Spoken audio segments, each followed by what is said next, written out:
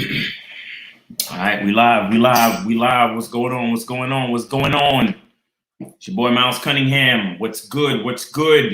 Oh shit. About to spit some game, man. Thanks for I do some guys that showed up early. Good looking, man. You know what I'm saying? We got G Money. Happy early birthday, G Money. You feel me? Kadeem Reed, DS, Global Voice of the Manosphere, Mitro, Ross Goldberg, Justin Bling. I am 4G1N3. Oh shit. Big Stain, Johnny, Cardio King, She Lust on Me, Jay, the club. What's going on, fellas? OG Hot Rod. So, before I start taking calls and all that, I just want to get into D Money, what up? Reggie's Adventures, what up? Joe Blast, what up? I want to get into it's gonna sound funny, but I think a lot of motherfuckers in the game need Jesus, man. I think a lot of motherfuckers in the game need Jesus, straight up. And it sounds crazy, but what I mean is the same faith that like the average Christian has in the Bible and the word and all of that shit. Y'all need to have that same shit in the game, bro. Because it's like the harder shit gets is the more y'all find excuses as to why the game ain't working and why this not happening and why you're not having the success you want with females. You understand what I'm saying? Like the shit, time only moves forward. We only gonna get older. Everything gets harder. You understand what I'm saying? Just like how a lot of cats want to talk about the chicks hitting the wall and all that shit. Men don't necessarily hit the wall, but we get older, brothers. We get older. Things get, you know what I'm saying? Like things get harder and harder as this shit goes down. And what I want you guys to understand is that faith becomes more and more necessary. And what I mean by faith is the faith in yourself and the faith in the hard work that you have to put in. You understand what I'm saying? Because a lot of cats is acting like, you know, dating coaches are fucking, you know, trying to sell books. No, we're trying to make you better.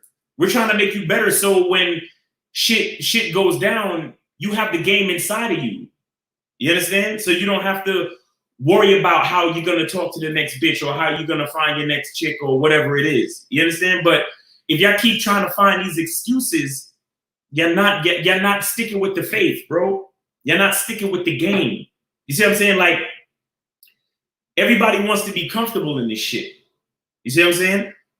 There's no comfortability for a man. There's no comfortability for a man. Because if you ain't got no bitch, you ain't got no bitch. You understand? So you're not comfortable because you're not getting your dick sucked. You're not getting nobody to, you know, to give you that comfort that you want as a man. You understand? Then, so since you don't have a man, you got to put in work. I mean, since you don't have a woman or a girl, you have to put in work to go get that shit. So that's uncomfortable, right? Or so you think, right? Oh, you got to talk to bitches. You got to validate them. You got to do this. I will wait for choosing signals. It's not about being comfortable. It's about going to get what you want, no matter what that is. And having the faith in yourself to know that as long as you put in the hard work, you will get there. You see what I'm saying? The reason why I say I need Jesus is because look at what Jesus did. Fuck the you know, all of the if Jesus existed and all of that other shit. Let's just look at the story of Jesus for a second. That nigga believed in himself so much that he was willing to fucking die for his shit. You understand? He believed in himself so much that he was willing to die, to be crucified. And even when he was on the cross, he told God, his Father, forgive them because they know not what they do. This is the same reason why we tell y'all, don't be angry at females. You have to forgive them because they know not what they do. I already told y'all, bitches know they ain't shit.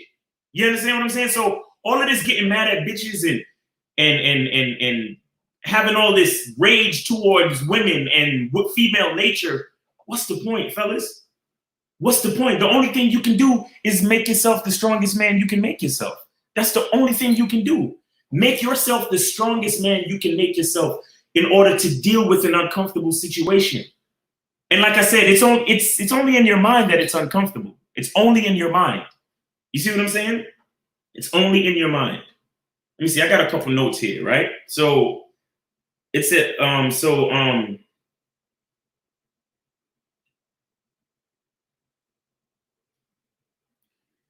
me see. The bottom line is, you're gonna have to work hard.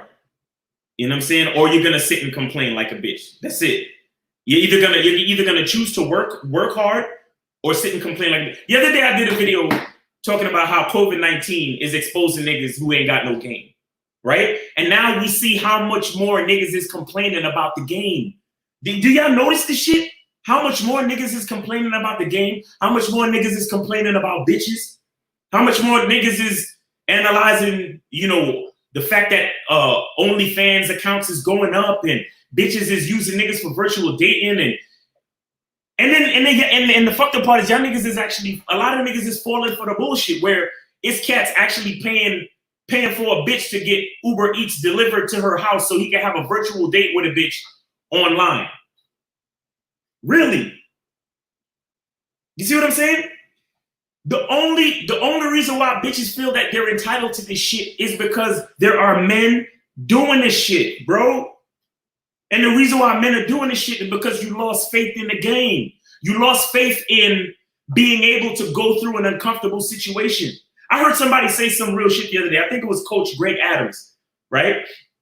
And I'm just, let me put it out there as a disclaimer. I might not agree with all of these rainbow pill coalition and all these different, acronym type niggas, but every once in a while they do say some shit that I can respect. So it's not that I'm like, trying to be disrespectful to these niggas. You understand? I just don't like all the excuses. But I heard Coach Greg Adams say some shit the other day that I thought was pretty good. And the nigga said, as far as all of this COVID-19 shit, just wait it out. Just wait it out. Because what's gonna happen to a lot of dudes is that if you allow yourself to become so desperate for pussy or for to be in an interaction with a female, you're gonna find yourself doing dumb shit. You're gonna find yourself doing dumb shit. And I think that's where I heard that shit from too, where niggas is fucking paying Uber Eats for a bitch and having a virtual date and sitting there watching the bitch eat the food that he ordered for her on Uber Eats. Can you fucking believe this shit? Can you believe this shit? See, this is why for the longest time, if anybody been following me and Lucario, for the longest time, we've been talking about how society is trying to feminize niggas, right? And this is where it's leading up to. It's the situation is showing itself that dudes, when they get uncomfortable, instead of buckling down and working harder, they fucking fold and start to complain. You see what I'm saying? It's like when you go work out and you haven't worked out in a long time and you fucking sore. You do that first workout and your muscles are sore as shit. And then what do a lot of niggas do? Instead of going back in the gym and hitting the weights again, they're like, yo, man, I'm sore, bro. Fuck that shit. And then they spend another fucking month with not working out. You understand what I'm saying? And where does that get you? Nowhere. You don't get no progress. You get no growth, no muscle growth, get no change to your physique. You see what I'm saying? Because that little bit of discomfort deters you from the hard work that you got to do. The work only gets harder, people. It only gets harder. You understand? And I don't even want to say it like this, but what I'm trying to explain to you is that you guys have to brace yourself for an uncomfortable situation and embrace the uncomfortable so you can get comfortable. Anybody ever heard of this nigga online named David Goggins? Please go look him up. His name is David Goggins. He's like, now he's like a motivational speaker, but he wrote a book. He told his story about how he was like 300 and something pounds, 375 pounds, almost 400 pounds. He went and joined Hell Week at the Marines, and he did that shit 3 fucking times back to back on purpose. And then he ran some fucking crazy ass marathon and fucking blistered up his feet, and like the story was ridiculous. But the point was that he looked at himself in the mirror and realized he had to make a change in his life, and he fucking embraced the hard work, and he did that shit, and he changed his life, bro. And the point I'm trying to make is that, and when I say you need Jesus, you need to look at the story of Jesus and understand that that's whatever you want to believe about religion or Christianity. Just look at the story. Just look at the fucking story of Jesus and understand that that's a huge part about what being a man is about. You understand? In some ways, you have to be willing to face the fire. You have to be willing to be uncomfortable. You have to be willing to go through some fucked up shit and possibly even die. And I'm not saying you're gonna die from fucking with females, but I'm saying when you as a man, you gotta believe in something so strongly that you're willing to die. If you or you're at least willing to be uncomfortable, or you're at least willing to deal with, you know, some type of obstacle or tribulation, because that's what allows us as men to carry on and to break through, to turn nothing into something. You know, y'all heard me talk about the Wright brothers before, how them niggas, they wanted to make a flying machine, and they didn't stop until they did. And I'm sure they were uncomfortable. I'm sure it was like, yo, this shit is hard. Like, we keep trying these different designs and we keep failing and so on and so forth. Thomas Edison, you know what I'm saying? Like, they said that before he invented the light bulb, he tried like 600 different methods or whatever. You understand what I'm saying? Like, the willingness to deal with, you know, an uncomfortable situation, the willingness to deal with bullshit, the willingness to deal with shit that you claim you don't like. That's what fucking makes you successful. That's what gets you to the other side. That's what allows you to turn nothing into something. You guys got to understand that. So gets you to the other side. That's what allows you to turn something. My bad. I just want to make sure I can see what's going on. Yo, it's 98 people watching. We got 47 likes. Let's get them likes up. But again, the point I'm trying to make is the willingness to deal with discomfort or hard work or whatever you think it is. That's what makes men men. The fact that we do shit in spite of how we feel, bro. You understand what I'm saying?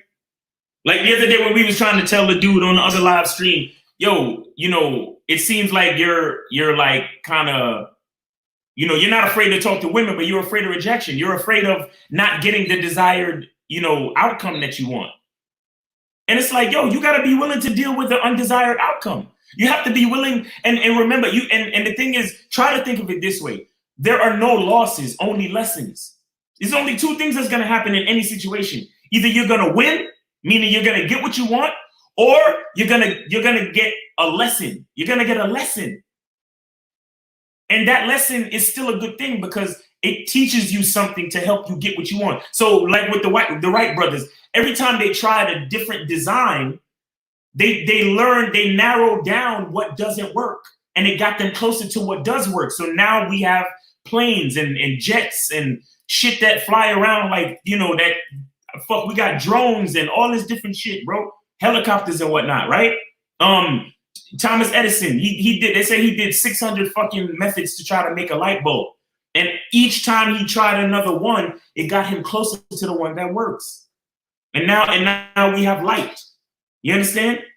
Now we have electricity. We got ones and zeros. We have fucking computers where I can sit here and fucking talk to the world about why men have to be men and why I can't bitch up as soon as something get uncomfortable.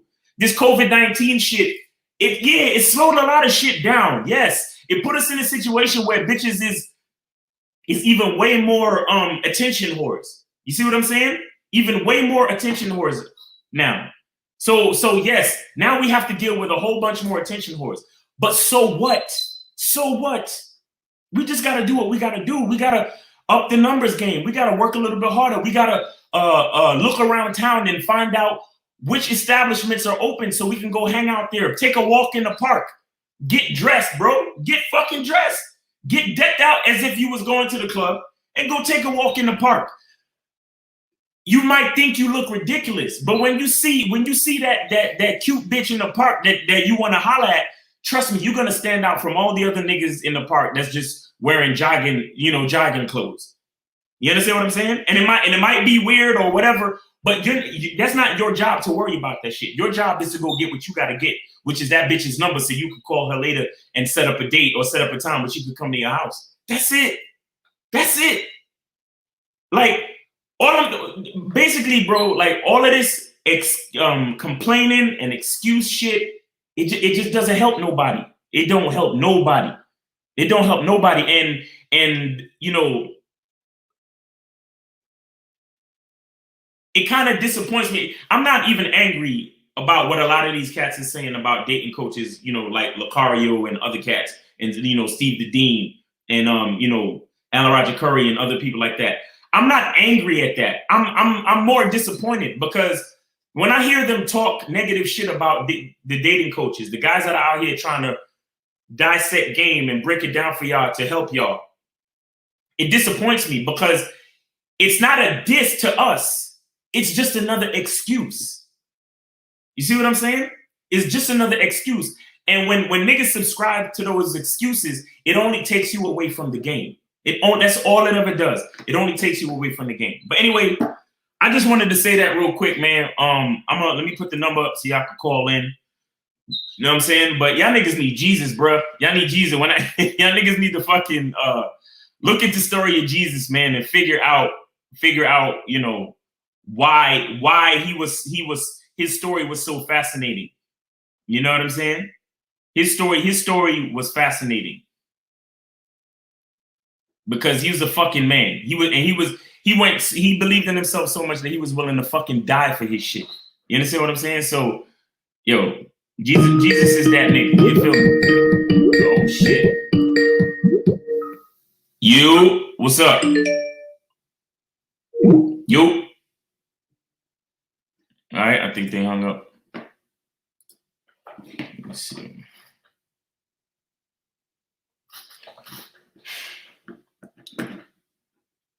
Yeah, but y'all could call in, man. Y'all could call in, and then and anybody who's feeling the game so far, y'all could donate too. Yo, what's going on? Yeah, this is Ben out of Virginia. What's going on, Ben out of Virginia? How you doing, man? I'm doing all right. So far, the tips have been working as far as approaching and taking control. All three of you guys got good information. I'm gonna tell you that right now. Okay. You know, appreciate it, man. Appreciate it. Yeah, that whole thing of being that the other brother, I can't remember his name, but he was talking about not being a grass-eating lion. That, you know, all that stuff works. That just reminds you of what it is really. It just reminds you that you are the man of this thing. Right. You know. Right. Society has got us all fucked up and confused in the game. But, you know, you know, this centers around what we do. Right.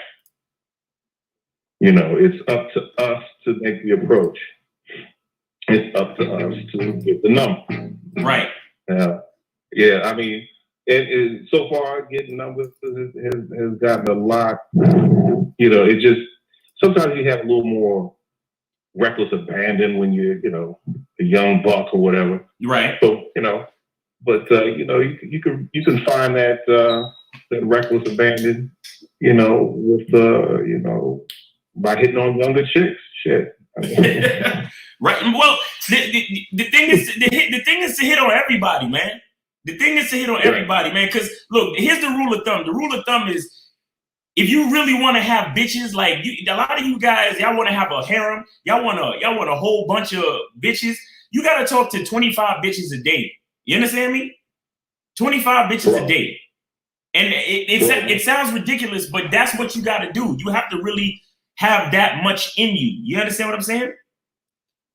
Right.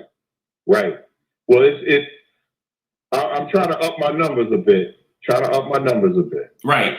You know, you know, I'll stop them, you know. But you know, I'm a kind of a big dude, so I gotta be kind of careful, you know. You're a big dude, so you gotta what?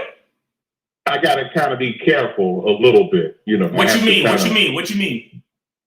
Because how should I put it? My assertiveness comes off as raw aggression. Sometimes that works. Sometimes that works. I don't have, you know. Sometimes that works. Sometimes it scares the shit out of people. You know? Are you tall as well? Are you like you have a big? Yeah. Okay. Yeah. Well. Listen. How old are you? I'm 40 something. 40 something. Okay. But at this point, you're supposed to be totally accepting of who you are. You understand? Brother, look, I accept it. You know, even when I scare the fuck out of people, I kind of say that maybe they should be scared. It's not like I'm. They should be. They should be. Fuck it. Yeah. Fuck it. Yeah. It's who you are. You ain't gotta worry about them. You don't gotta go out your way to be disrespectful or nothing like that, but don't worry about them, bro. Don't get me wrong. Right. Don't get me wrong. It's not a lack of, you know, I won't cry myself to sleep about it. Of course, right. I got you. I'm just saying, you know, sometimes anyway, I like tall chicks anyway. You know, so that's no real big problem for me. You know, you said that's a big problem for you? No, that's not a big problem. Usually with the women that I talk to, that's not a problem. That's not a problem. Okay. You know? Got you. Okay. Yeah, the kind of women I talk to, you know, I usually talk to tall, athletic type chicks. Got you. Yeah. But you know, the little ones, not that I give a damn, but you know, every now and then I might have a short chick here and there, but you know. But now you gotta. The thing is, like I said, when you're all about being who you are, you'll attract the ones that are for you. You understand? Those are the ones you really want, because those are the ones that can actually make a difference and bring something meaningful to your life, and that's what you really want. You don't want nothing else. You really don't want nothing else, because it's too many time wasters out there. It's too many women who are just looking for attention. You understand what I'm saying? So that's why being yourself is so important. So it's like when you're authentically who you are, and you're comfortable, and you're not worried about scaring them or nothing like that, you can filter out and weed out the time wasters and the bullshitters. You see what I'm saying? Oh yeah. Look, when you're direct and when you're not as a lion should, and you're not afraid to snarl, right, or growl or whatever. You know, it does separate the real from the fake. Exactly. Yeah. But you know, of course, though, there's also charm, right? So there are ways to use your natural character, right? And just add a little bit of charm and playfulness to the situation, where you can still be probably scary and intimidating, but you kind of show different ways that you're still welcoming. You understand what I'm saying? Oh yeah. I mean, I you know, generally I'm a nice guy. Exactly. Generally speaking, I'm a nice guy. You know, I mean, I got locks like down in my back, so you know, I get all kinds of nicknames. So perfect. I said perfect. Yeah, that's good. Yeah, so you know, I got, you know, it's just you know, it's working so far. You know, with this new approach, I'm gonna be honest, I haven't closed all the ones yet. Right. But you know, you know, I got a hell of a lot more prospects. Right. But see, and that's the thing. You're not supposed to close everything, bro. You understand? You're not supposed to close everything. Thinking that you're supposed to close everything, that's what's gonna get you in trouble. All right. Yeah, you're right. I mean, hold it. I'm not one of them cats that keeps pressing. You know, a chick can say goodbye at any time to me, and I'll be exactly. gone. It's not exactly. You know. Because a big part of having confidence is being able to take it or leave it. You understand? Because it's about the fact that you're okay no matter what happens. Right. You understand what I'm saying? Because you was born by yourself, you're gonna die by yourself. So it is gonna be what it is. But I'm a person, I'm a man of value. So if you want to take this ride, you take this ride. And if not, then hey, fuck it. You see what I'm saying? Exactly. That's all it's about. That's all it's about, bro. Look. I'm fine. Look, man, the way they expand your view, I hadn't even bought the thing yet. I might have to go ahead and buy it to see some of the more finer details. But, to your audience out there, whatever, don't look, all these chicks got nice physiques out here, man. Right. Don't get pressed on just, talk to 5 of them with the same physique if you like that thing. Right. Talk to 10 of them. Or like your brother said, 25 if you can, Right. So, just get caught up, I think a lot, we get focused on how, just getting like what's name was saying, that one, getting that one. We're so caught up into that one. Exactly. So many dudes, they're like, oh, this is one girl at my job, or this is one girl at my school. And I'm like, nigga, take it easy. Like you supposed to be talking to, like I said, 25 bitches a day. So that one bitch you talking about, like, why are you giving her so much attention in your mind? Like, why are you giving her so much space in your mind? You see what I'm saying? Right. You don't need to do that shit. A lot of cats get deprived of the finer women a lot of times. Right. But I'm finding out more. It's not so much that, how should I put it? It's not so much, you kind of deprive yourself by focusing on that one. Right. Exactly. Because look, here's what it is too.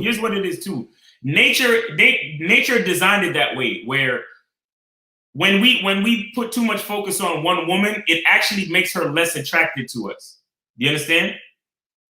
And vice versa. And so far, I mean, if you start focusing on that one chick, begging her every day, right, you're going to become less attractive. You're going to get less and less attractive to her too. So, well, that's a given. I need variety in my life. That's what that's about. Like, fuck that. But the thing is, like, when chicks see that you just about them, because even if you're a monogamous dude, chicks still need to know that you're about something else other than them. You understand what I'm saying? Even if you're not about another bitch, you still got to be about another thing. You got to be about your business. You got to be about your maybe your health or your hobbies, or you got to be about something else as well. They have to see something else about you that can enrich their vision of who you are as a man. You understand what I'm saying? Right. Exactly. Right. But yo, man, it's been great talking to you. I'm gonna take some more calls. All right. Okay, fantastic, brother. Appreciate you guys helping. Take it easy, man. Take it easy, man. Stick with the game. Oh, what up? What up, family? What's going on? I'm gonna take this call real quick. What's going on, caller? You are on with Miles Cunningham and Kay Zaggin. What's good with you? What's going on, Miles? Chilling, bro. Who this? Chilling, yo, man. I think the body game is where it's at, though. Hold on 1 second. Who's this calling and where you calling from? Huh? Give me a name and where you calling from. Oh, it's JT from upstate New York. Okay, what up, JT? Upstate New York. All right. What were you saying? I said the body game is where it's at, though. I think when it comes to, like, game and getting chicks and shit. The body game. It's a high point. Yeah. Explain. Oh, I'm talking about having your body and shit right. You know what I'm saying? And your health. Oh yeah, most definitely. I mean, a bitch's subconscious instinct is to reproduce with you. You understand? So she's looking for the best genetic specimen to reproduce with. So having your shit together as far as your physique and your health is a top priority. Right. No, exactly. That's what I agree. Not to say that, you know what I mean, the Homer Simpsons and the fucking the Peter Griffins don't get it in. Right. But I think it's more of a numbers game for those guys too, though. Because most of them might not be as confident just because they overweight and shit. So it might hurt that. Right. You know what I mean? To a certain extent. Right. But then you got guys who are in shape. And they might be like, damn, I'm not like, I want to be like a bodybuilder, but you know what I mean? But even still, it's a chick will like, I mean, what she likes. She might be in the skinny dudes, she might be in the fat dudes. Right. She might be in the bodybuilders. Right. But you know what I'm saying? It's about having those options too. But I'm gonna tell you something before you go too far.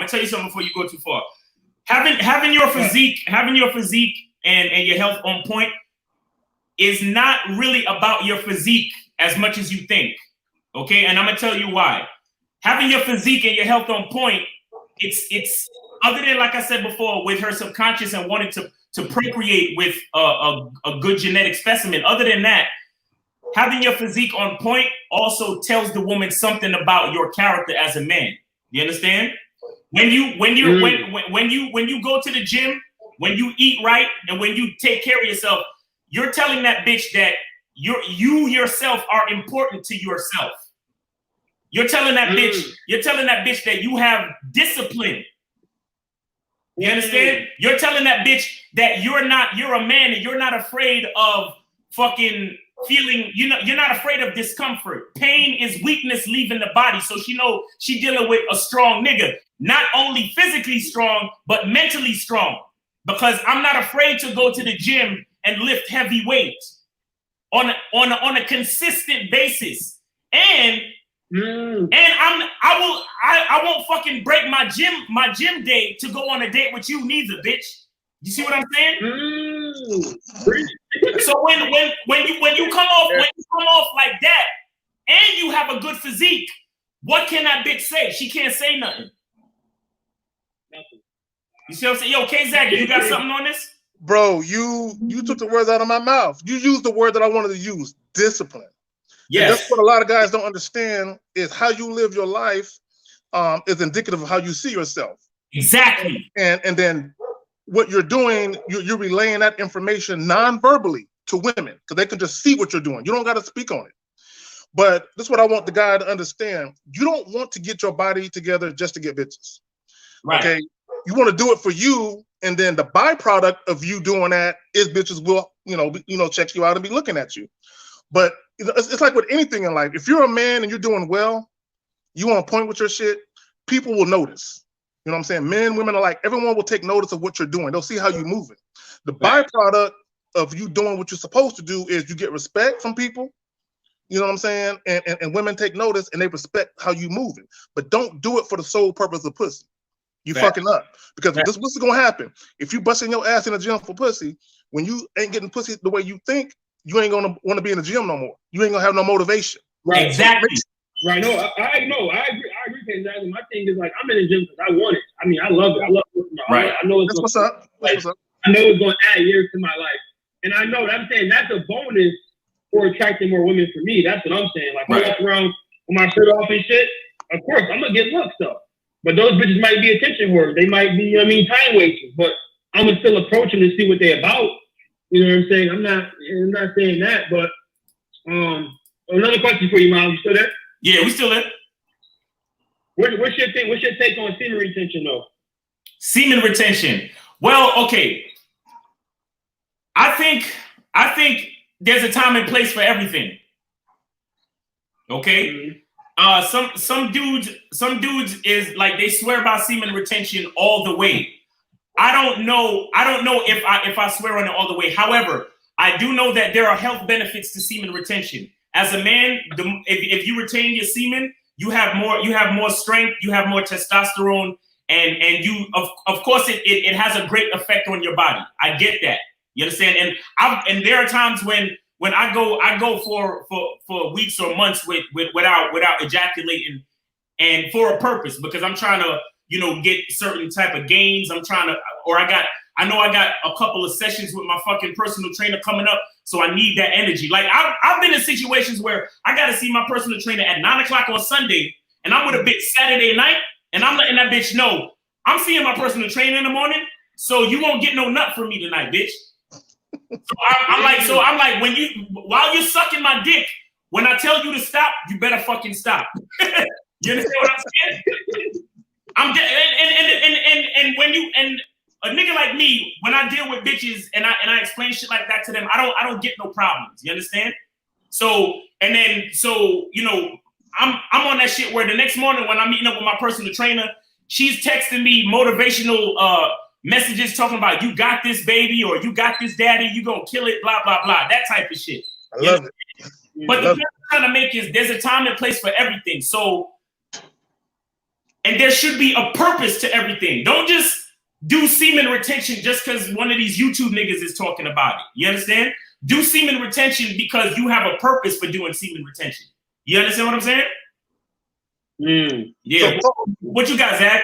No, I was gonna say, call it research it. So if you hear about it and they saying some shit that sounds good, research it on your own so you can see the benefits that you want out of it personally. Don't do it just because your favorite YouTuber said the shit. Right. You know what I'm saying? Well, yeah, I mean, I'm more of like, I'm trying to grow as a person, grow as a man, and you know, definitely still figuring myself out. I'm still young. But my thing is like, with that is like, some of these chicks don't be deserving to see you. You know what I'm saying? Like, exactly. I release and I'm like, damn, I don't like this bitch. Like, she ain't even deserve it. You know what I'm saying? Right. Like, right. No, that's a fact. That's a fact. When a bitch actually sees you nut, it's a subconscious and a conscious reward for her. You understand? It's one of the major forms of validation. You understand?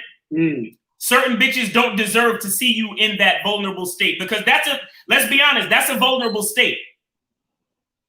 You understand? You're letting that bitch know that she played a part in bringing you to some place of pleasure, some place of comfort. A lot of times you don't necessarily want her to see that. She doesn't deserve that type of exposure from you. Do you understand what I'm saying? That's some true shit, my nigga. For real. Because there's been times where I'm like, I want to groan, but I don't want this bitch to hear me. You know what I'm saying? Because Facts. I don't want this bitch to see me. Now he said that there's been times where he fucking a bitch and he want to groan or moan, and he's like, I'm not gonna do it because I'm not ready for that with this bitch. You understand? Exactly. Because it's a very vulnerable state. Certain bitches don't deserve certain levels of affection or like, you know, sensuality. You understand what I'm saying? It's kind of like, Miles, them niggas that be making love to chicks. Like, you can't do that with every chick. Every chick. You can't do it to every chick. Some bitches you can't kiss. You know what I'm saying? Some bitches you can't, like some bitches you literally just take off their fucking clothes, bend them over. Like, don't even spit on your dick, bro. Like, whatever lubrication is on the condom, that's all she getting, or whatever lubrication she already got. Because truthfully, she's supposed to be wet already if she wanted that bad. You understand? Certain bitches, you're supposed to just take off their clothes, bend them over, fuck the shit out of them. Don't even say nothing. Or if you're gonna say something, you just, like, instruct her what to do. Like, bend over, bitch. Suck this dick, bitch. You understand what I'm saying? And you know what? I'm not even going nuts tonight. Get up off me, bitch. And then you leave the house. Bro, I got something better for you. Some bitches ain't even worth the bed. You know what I'm saying? You just fuck them in the car and send them on their way, bro. You pull up at the crib, get in the car, fuck them, send them back in the crib. They ain't even worth the bed. You know what I'm saying? You just get that off. Exactly. But again, this is not about being disrespectful or being an asshole or whatever. Yeah. The point is you have to assess where this bitch is in reference to the type of attention that you're trying to give to her. You understand what I'm saying? Because every chick don't deserve a certain level of attention. Well, and not only that, every chick don't deserve the best of you. Exactly. Okay? Whether it's sexually or non-sexually, they don't deserve to see the best of you. That's why I tell dudes, these hopeless romantic types, stop doing all that romantic shit for every bitch. You know what I'm saying? Don't, because A lot of these women don't appreciate nothing. Exactly. They don't appreciate not a goddamn thing. Right. So you're giving the best of yourself to a chick who's giving the least of herself. Don't do that shit. Right, and that's the thing. Like with a lot of these broads, you have to make them earn. You have to give them levels.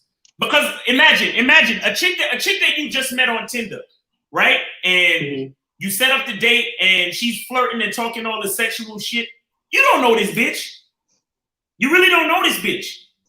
And right. I mean, you know, you was flirting and talking sexual, so you know she want to have sex. But you don't know if she actually deserved to see you nut. She don't deserve all of that shit necessarily. But if she hits you up and there's another date and she offers to pay and you see that she's interested in what you're trying to do and she lends a hand, she gives you information, she fucking actually takes action and helps you with your business or with something else. That's when you start to like give her next levels of you. You understand what I'm saying? Because she start to earn that shit. You understand? But a lot of dudes, because they want pussy so much, they just give them the whole fucking show on the first night. And that's a lot of niggas is like, yo, the date we flirted, she liked me, the date was perfect, but I never heard from the bitch again. That's cause you gave her everything, nigga. You gave her everything. And women won't respect you when you do that. They don't.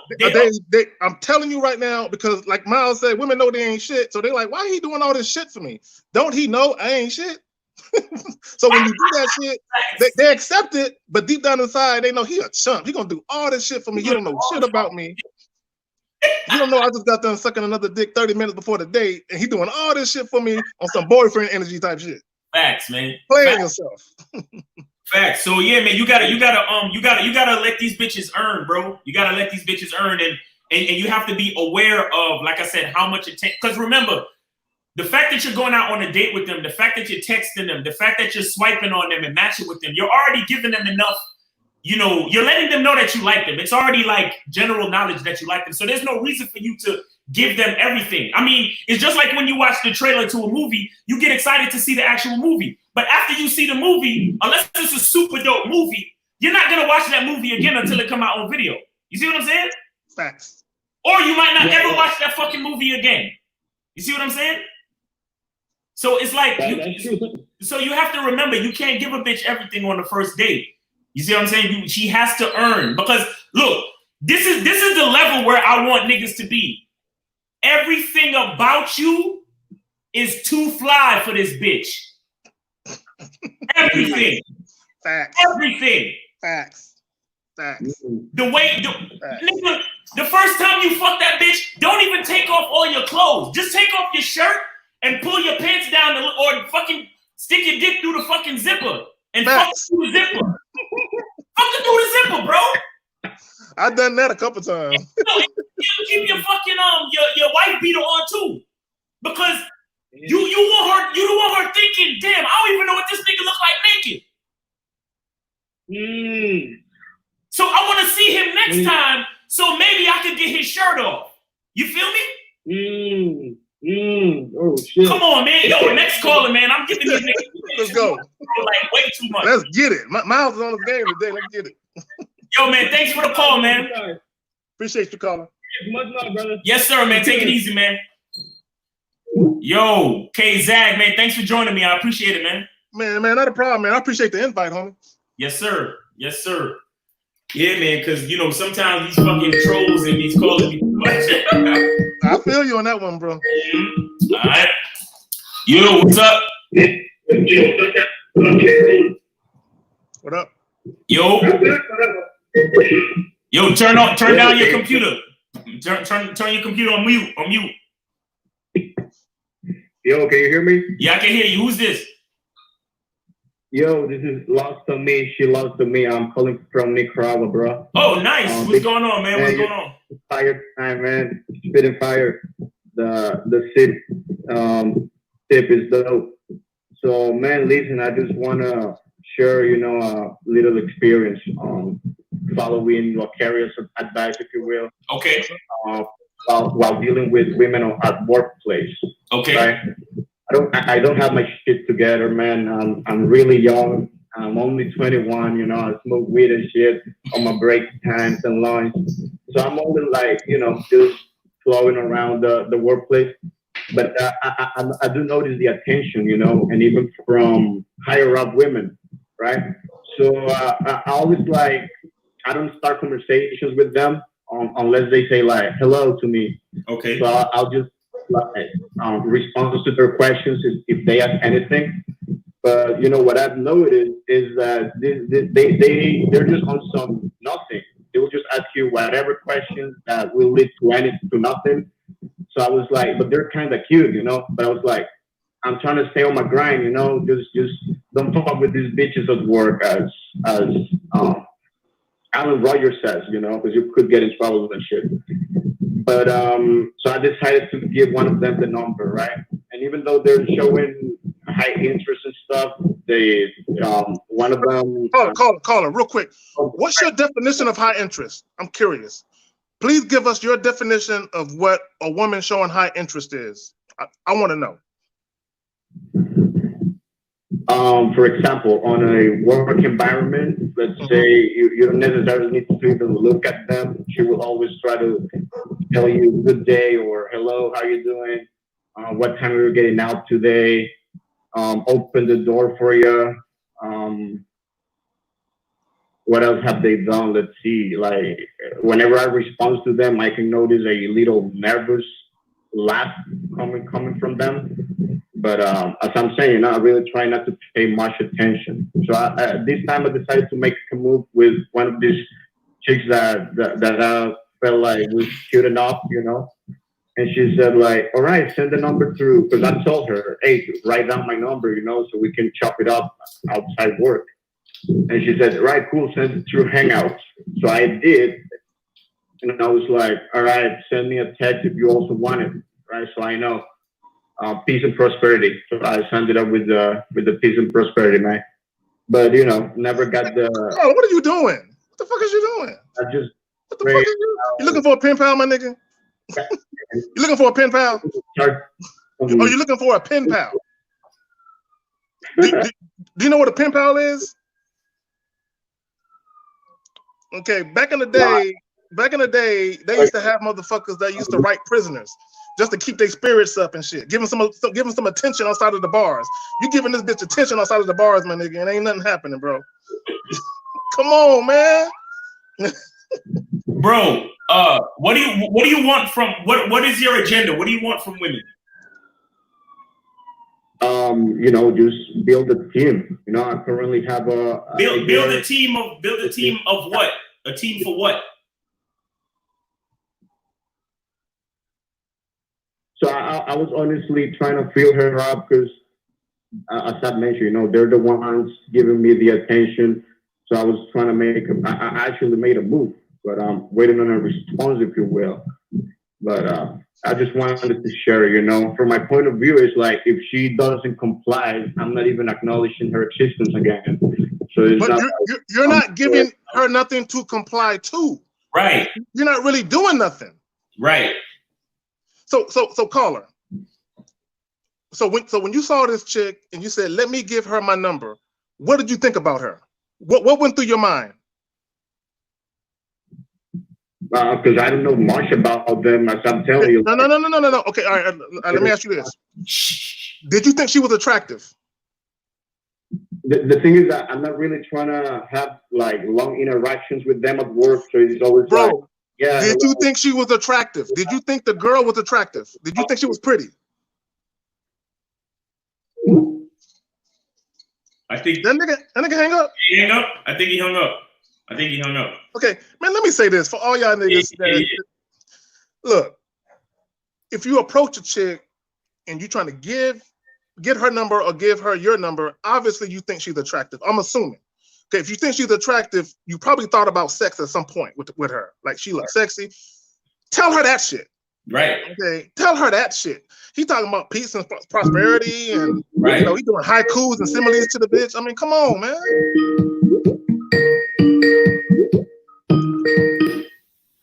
You.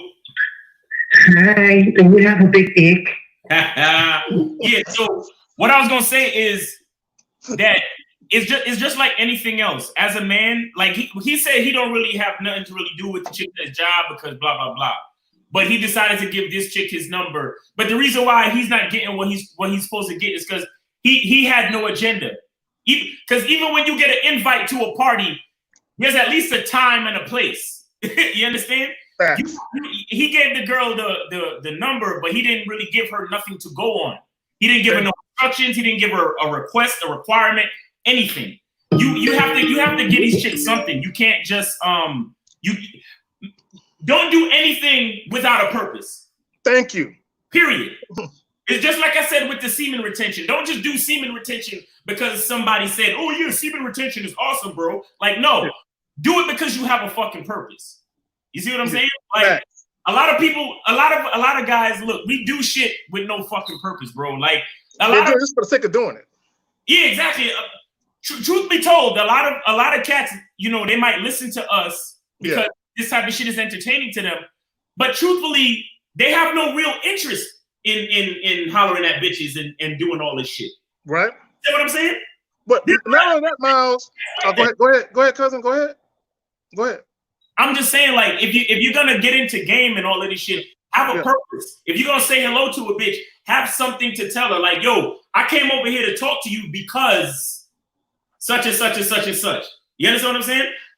Like it's like you know when a chick shit test and you ask for her number and she says why. Hello? Goofy shit. Hi. Sometimes you ask a chick for her number. Yeah. And she says some slick shit like why. Yeah. And then a lot of times niggas don't have nothing to say. And that's when the bitch knows she got you. And that's why she don't want you. Exactly. But she might have actually been attracted to you. But you say, yo, let me get your number. And she say, why? Like, because I want to see you Saturday night, bitch. That's why. Like, what? Okay. See, and you said something, because a lot of times they do that to test you to see how real you are about what you want to do. Exactly. And when you don't have no answer, they're like, this nigga don't even know what he wants. You don't know what he wants. But when you hit them back with that witty shit, they're like, oh, okay, all right, I'm working with something. Hello? Yo, Miles. I'm Aya. I'm calling from London. What's going on, bro? What I'm good. It says AJ. AJ Live? Yeah, I'm seeing the live right now, though. Like, I was watching. Okay. Yo, but yeah, go ahead. You have a question? Yeah. I just want to say, like, I've been following you guys for like 3 years, been paying attention to the game, read the books, been on the Badman membership. Like, Thank you. I'm basically a student of the game, basically. Thank you. I appreciate what you guys do. Like, I learn from you guys like every day consistently. So, like, I've got a question right now, bro, but I know what to do. But I just want your opinion in it. That's all right. Okay. All right, cool. So, basically, I'm in a situation with my girl. Like, we're gonna know that, but like, I haven't seen her for 2 months because of, you know, the whole lockdown thing in London. It's a bit different. Okay. To how. So basically now, last week, you know, we decided on what day we were meant to meet. So I'm like, okay, cool. When are you free? She was like, last week she was like, oh, Wednesday or Thursday. I was like, all right, cool. You know what? Yeah, let's do Wednesday. And she was like, all right, cool. So she lives with her mom and her family as well now. So then she just started telling me that, so today, I just called to check if we were good for Wednesday. And she was like, I'm not sure because I did something to piss off my mom. And obviously she wants her mom to give her a lift. And I'm thinking, so she's saying that, you know, that her mom said that, you know, she'll give her a lift on Friday. At first, I was like, you know what? Friday, all right, cool. Then when I thought about it, I was like, you know what? No, you can do better. So basically, in my head, I'm like, hold on. You need to rely on your mom to actually drop you off before you come see me. So if your mom doesn't drop you off, you're telling me you're not going to come see me. I didn't say that to her, but that was just the thought I had in my head. Right. So I was like, you know what? Yeah. In my head, I was like, nah, like, no. And then, you know, because you know, like, she's got like male acquaintances that, you know, that are trying to see her as well. Like, I don't really care about that stuff, but to her, so we were texting her, and she was like, oh, like, all you guys are dumb. Like, you're trying to like meet people during this pandemic. And I started laughing. I was like, okay, if that's the case, then you might as well stay at home and be corona free. Then don't come see me then. Right. then I said, come at your own risk, innit? I Right. said, so come at our own risk. Okay. And then, so my thing now is like, because I'm so like, I made up my mind that it's this Wednesday. So my thing now is like, if she fails to comply and she tries to switch it to Friday, I'm just going to be like to her, like, I said Wednesday. So if she doesn't comply, I'm just going to be like, we'll try again next week. I'm not seeing you this week though. But I just want to know what you guys think. Well, I mean, you seem like you have your agenda. You have your agenda, but I also hear that you're disappointed by her lack of cooperation. Yeah. Now, my question to you is, how long? Like, what is the actual status of your relationship? Now we're together though, but like How long? like over a year and a half now, basically. Over a year and a half. And before all this COVID shit, she was visiting you and y'all was doing things and everything was cool? Before all this COVID, like we're both at uni, so like she'll come visit me, I'll come visit her. But you know, like in every relationship, like there are ups and downs to this. So sometimes, it might not be convenient. We've had that issues in the past, and obviously, like at some point, I've been close to breaking up with her, so I had to check her one last time, like, and I had to tell her that listen, because there were certain times where I might not see her for 2 to 3 weeks, and because we're at different unis. 2 to 3 weeks and y'all in a relationship? Nah, because it's long distance. Like before COVID, we'll go to different universities, so it's like long distance. Oh, okay. Well, truthfully, bro, how old are you? 22. 22. He's young. He a baby, man. Bro, you I think you need to I would suggest that you fall back a little bit and you really need to get a couple of other chicks in your Rolodex. You need to be finding other chicks to talk to. Facts. Yeah, I'm doing that right now on the side though. But like, here's the thing: because of COVID, we're all back at home, so we're both not at uni anymore. So we're a lot closer now. So like, but just because of like we're all like obviously like we don't have like. Wait, I remember him. He called into one of the Curls live streams before, and you said, "Hold on, caller, correct me if I'm wrong." You said you would want to see the chick, and she would make excuses as to why she couldn't see you. No, it's not me. I'm telling you, like this. Oh, he said somebody else. the first time. Okay, but my bad. It's the same shit though. It sounds like the same shit though, honestly. So you're too young, bro. You're too young, and she's young too. You see what I'm saying? And the fact that with the COVID stuff and y'all actually closer. Yeah. You should have been seeing each other more. So our parents are like, because it's like it's a bit different here because when you live with your parents, like your parents are a bit more concerned for yourself. Right. So it's a bit different. So I can understand. Right. But at the same time, I can understand where she's coming from. But at the same time, it's like my thing is if you really want to see someone, you will make it happen. You get what I'm saying? Right. Well, call me. How far is she away from you? Actually, how far? All right. So like how far? An hour, 2 hours, 3 hours? How far? So like by train, it's like 45 minutes away. Oh man, that ain't that far. Okay. You don't have access to a car. I don't have access to a car. Okay.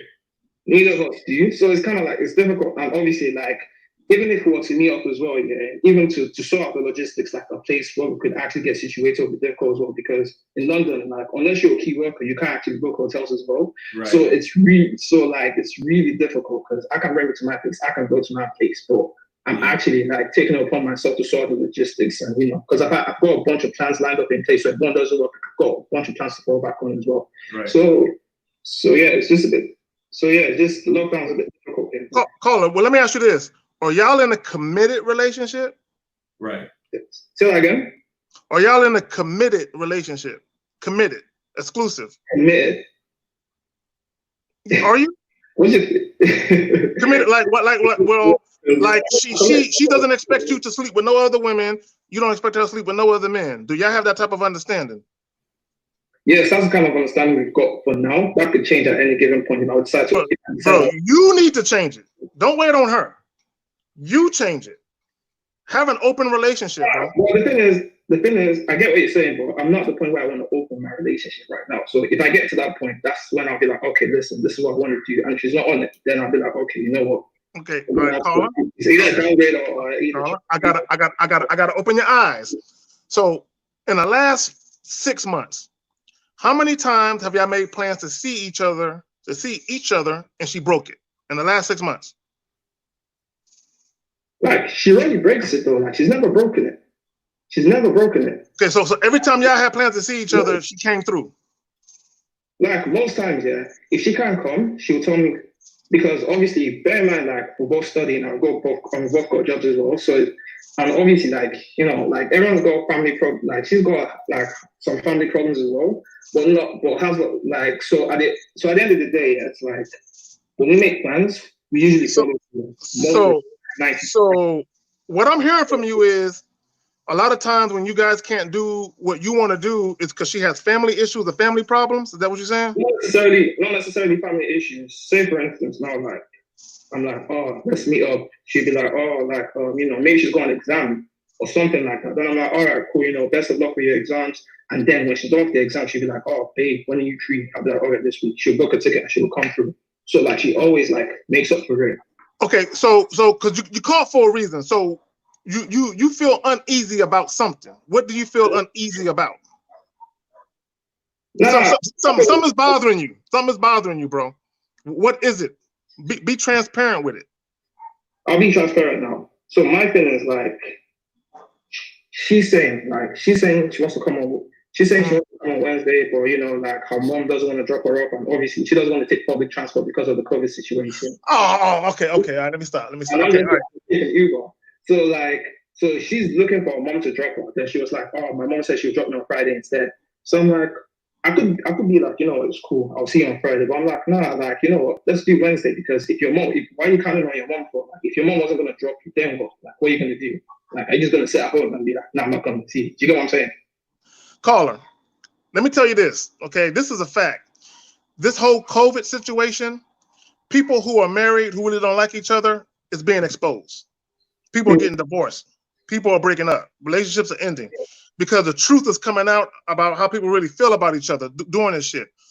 Now, I'm not saying the chick doesn't have a legitimate reason to be concerned about her health, but what she's saying with her actions is, I don't want to see you bad enough.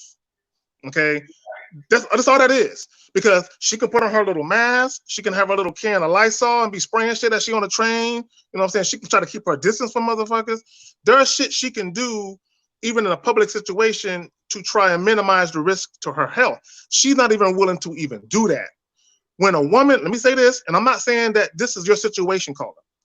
When a woman misses you bad enough and she is sexually attracted to you enough, right, she's gonna move heaven and earth to come see your ass. Because women love dick. They don't want to go a month without no dick, bro. So I'm telling you, pay attention to that shit. Right. Yeah.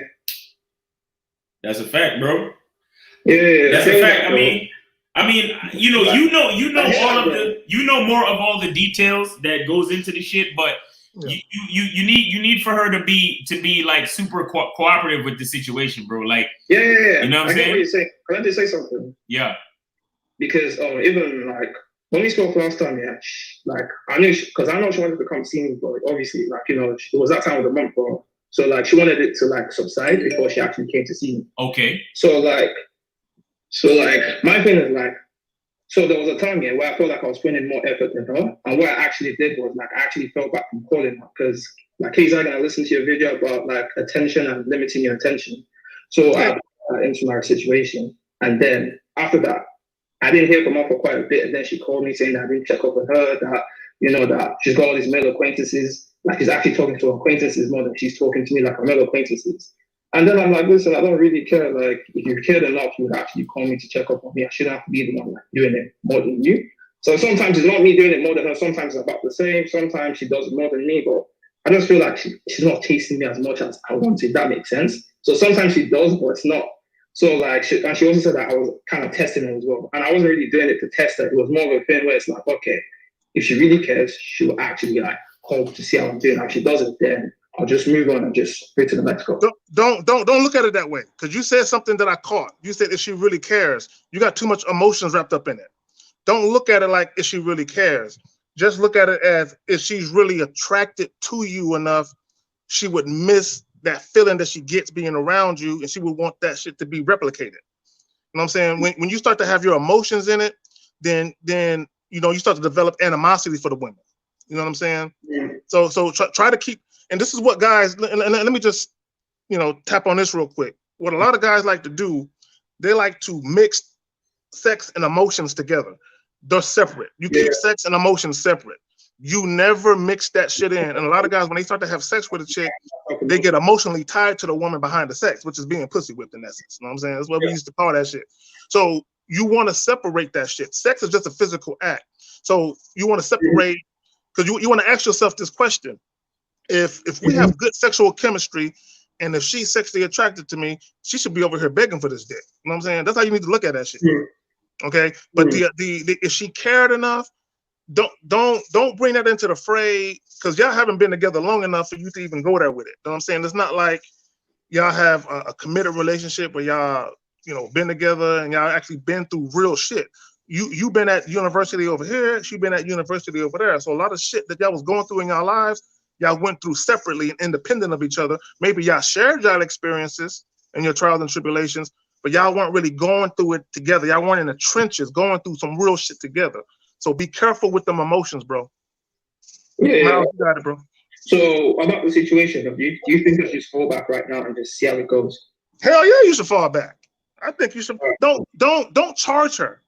Just what you need to do, you need to recalibrate and you need to reassess what she really is to you. Okay. She may not, maybe right now, right at this very moment in time, she might not be the woman you thought she was. And because she's exposing something about her because of this pandemic. She's exposing that she is not a ride or die. She's not. Yeah, she's She's a ride or die, she'll be at your crib. She's not reliable. Yeah, and like I said, at this age, I don't really know how much of that you can really expect from her anyway. So that's why you need to. That's why you need to kind of like. She could be on the roster, but you can't focus. You can't focus on her too much, bro. You understand? You can't. Don't. Like Miles said, don't make her the focal point. Like when you got a roster, you might have like 3 or 4 chicks. They're the number one, and then everybody else falls. Don't make her number one. She can't be a number one. Right. She's too indecisive to be a number one. Right. Got you, boy. Because I'm monogamous with her right now, so at some point I might, when I'm ready, like I'll just try and open the situation, and she's not on it then, you know, because I'll just, because I got the idea up to her before, just to see how she felt about it, and she doesn't want to, she's not open to the whole idea of the whole open relationship. So at some point, wait. So you said something about open relationship. Repeat that one more time. Yeah, because it's crossed my mind, but like, I just wanted to pick her brain about it, just to see like what her opinion was about the whole open relationship situation. And because of how close-minded she was like, nah, it's not something that she'll want to get involved with. Okay. Fuck what she want. Fuck what she want. What do you want? What do you? Thank you. At the minute, like I don't mind being in a monogamous situation right now because I've got my Stop. Yeah. We didn't ask you about this minute. We asked you what the fuck you want. Like, what do you want? Like right now, what do I want? Right now, yes. I'm comfortable in my situation. Like, no, you're not, because you're calling us. Come on, man. What the fuck is up with you kids? Truth, nigga. Stop. Look. Okay. I'll be honest. Like Jesus. Like, I'll be honest. A part of me wants to stay committed to her, and a part of me wants to explore other women. That's the truth. Well, you need to take some time and figure out which part of you is stronger, and you need to go with that part. That's what you need to do. You understand? Because this chick is showing herself to be unreliable, and she has you upset. If your bitch is making you upset, there's something wrong with the fucking relationship. Period. You should not. A woman should be a place for you to recreation. A woman is recreation. A woman is because you're supposed to have, manage. I mean, of course they could cause problems sometimes, but they shouldn't be forcing you to be in a space where you're trying to decide different parts of who the fuck you are. You understand? Yeah. You should always be comfortable in who you are. You should never have a woman having you question anything about yourself, to have you even on a call and you're fucking lying to us and beating around the bush about how you feel. And that's no good, bro. You understand what I'm saying? Yeah, I hear that. That's no good. So what I want you to do is I need you to really take some time and fucking figure out what you really want. And don't be afraid to lose her. Don't be afraid to say, listen, I've been really thinking about this, and I think I want to explore and deal with other women. You can still be a part of my life if you would like to, but if not, so be it. You understand? Don't be afraid to lose any bitch, bro. Don't be afraid. All right? Because listen. As men, we have to do what we have to do, not based on how we feel, but because it has to be done. Do you understand that? Yeah, I get you. All right. So good luck with everything. Stay safe over there, because I know that COVID shit in London is crazy. All right. Yeah, you too. Yeah. All right, man. All right, peace, man. Thanks for the call. All right, peace. Hello. Hello. Hello. Hello. Hello. Hi, Hello. These niggas be playing, bro. Yo, what's going on? Who's this? Locker room is with Miles. Yeah, what up, man? It's Miles and K Zagging, man. What's going on with you?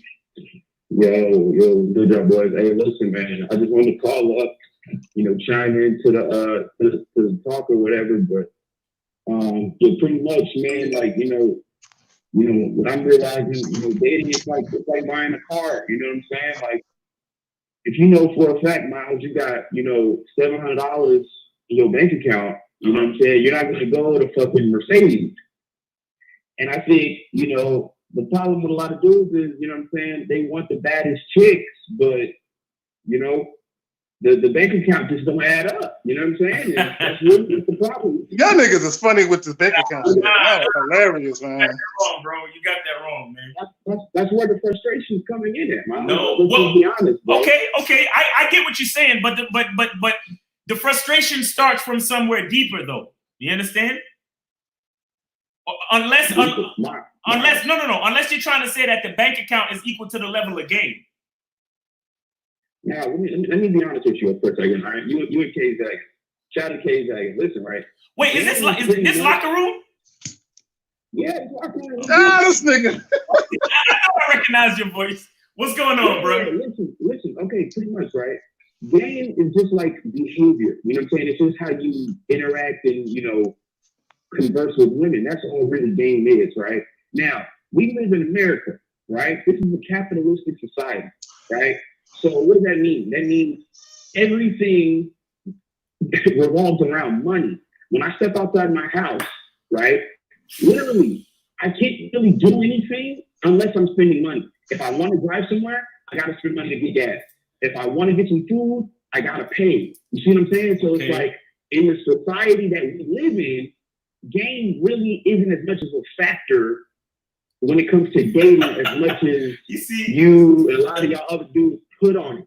Like, it doesn't really play that big of a factor. Can I say something? Okay. Okay, so, all right, there's this thing I heard the other day, and it makes a lot of sense to me. They say that poor people talk about money, right? Rich people talk about things, and wealthy people talk about ideas. The reason why the wealthy people talk about ideas is that they're past the level of money where they're onto ideas, and the ideas bring them the money. And ideas and the thoughts that are in your brain, the way you carry yourself, what you think of yourself, that's game. Do you understand? So I understand what you're saying to a point, but money is not as important as knowing how to get it. Do you understand? It's like the whole adage of you teach a man to fish. I mean, you feed a man a fish that he eats for a day, but you teach him how to fish, then he eats for the rest of his life. Like, money only goes so far, bro. We tell you this every fucking time we meet up. Like, it only goes so far. Oh, God. No, I was in the last live stream, right? And I had put in the live stream, I had put that, as men, like, whether or not, you agree, I agree, K-Dag agrees, it don't really make a fucking difference, right? But the reality of life is that as men, right, we're competing out here in life, right? I'm not competing with no niggas. I don't compete with men, bro. I compete with myself. I try to be a better man tomorrow than I am today. I compete with myself. I don't compete with another nigga, bro. I don't. Okay, that's fine. You can tell yourself that you're not competing, but we're living in a world where we're competing against each other. We're all, as men, we're trying to have, you know what I'm saying, more than the next man. That's just every man. That's what fuels us as men is, you know, going out and trying to get it and trying to get as much as we can. Like 50 Cent said, get rich or die trying. You know what I'm saying? That's the purpose of every man. Like, we're out here, okay, if I got a homie and he gets a nice car, like, if I'm his homie, like, I'm trying to get like him. I'm trying to surpass him. That's what. No, I ain't trying to surpass. No, I ain't trying to do that. See, the locker room, I'm trying to do me. I'm trying to be comfortable in my own skin. If all I can afford is a Toyota Camry, but my homie got a goddamn CL5 550, good for him. I don't give a fuck. I ain't trying to compete with no nigga, bro. I don't do that. Exactly, but unfairly or not, women, you best believe that when you're out here trying to deal and date with women, you already have niggas that you're dealing with, right? So when you come into a chick's life, whether it's fair or not, she's gonna compare you to the nigga she's dealt with, and she's comparing you to what she wants, right? So she's gonna bro, locker room. Hold on, wait, Zach. So locker room. Yeah. So she has other niggas that she's dealing with, right? Right. Are you like any other nigga that she's dealing with, or are you individually yourself? Are you individually a man named Locker Room? Listen. Like I said, I respect the philosophical, arguments you niggas be trying to have. No, wait. Stop. Please stop. Please. Hold on just for a second. It's not philosophical, bro. There's literally only one. Hold on. Wait. Please. Please hold on, Locker Room. Please. Just let me say this part, and then I'll let you go. There is literally only one Miles Cunningham. There is literally only one Kay Zaggin. There is literally only one Locker Room. So how is that philosophical when that's actual fact reality? Right. But what I'm telling you is that you can't walk into Subway and tell the lady that's working there, say, hey, my name is Miles Cunningham. You think I can get a free sandwich? No, because life doesn't work that way. You gotta have money. And back to what I was saying about dating. This is where a lot of men's frustration comes in at when they're dealing with women. No, wait. No, niggas is frustrated because wait, Locker Room. Wait, Locker Room. Let me use your analogy real quick. You know why niggas is frustrated? Because niggas is asking for free sandwiches. I'm the type of nigga to pay for my sandwiches. No, it's not. It has nothing to do with what type of nigga you are. You have to pay. It's like when I go to pump up my car, I have to pay. This is what I'm saying. We live in a society. Niggas, that's what I'm saying. I don't understand the talk on the internet all dealing with hypergamy. Like, hypergamy is fucking natural. Like, duh. It is. If you have a fucking 94 Corolla and then some other nigga pulls up and he's got a van or something, like, duh, she's probably gonna go with his. No, false. Come on, man. Y'all make bitches seem like they so simplistic where they literally hop dick to dick based on a nigga's car. This is not high school, my nigga. These are grown women who can afford a car better than yours. They don't need you for your fucking car. That doesn't matter. You still gotta have your shit. It don't matter if she can afford it. That don't mean nothing. Okay. Locker room. Okay, let's talk like logical men for a moment. What benefit does a woman get out of your car if she got her own? What benefit? I don't give a fuck how fly your shit is. What benefit? Logically explain to me, how is you having a nice car beneficial to a bitch? Please explain that to me. How is you having a nice car beneficial to a girl? Okay. Yes. No, to a bitch. I didn't say girl. I said bitch. Go ahead. Y'all can have sex in the car. Y'all can smoke in the car. Y'all can do all kinds of shit with a car, as opposed to a minimum. You can do that in the station wagon, nigga. What are you talking about? You ever had to try to have sex in the Lamborghini? You can't do it. Can't really do it, bro. You can have sex on the hood of that bitch, but not inside that hole. You put my bitch's cold approaching with the Lambo than without one. Well, that's that one. Yeah, right. It's not funny. But here's my point, though. Right? We live in a capitalistic society, bro. Everything costs money, and it's no different when you're dealing with women. Pussy don't cost money, bro. Pussy don't cost money, man. Now if you're trying to pay for a prostitute or a high-end call girl, maybe that's gonna cost some money. But even then, them bitches probably fucking niggas for free. They just charging the rest of y'all niggas on the street corner for it. Mm-hmm. Wow. Yo, this dude, look. Kelly Moore said that he had an Ultima and the bitch fucked him first. Okay. So how do you explain that? And his buddy had a Ferrari. His friend had a Ferrari. Okay, first of all, right?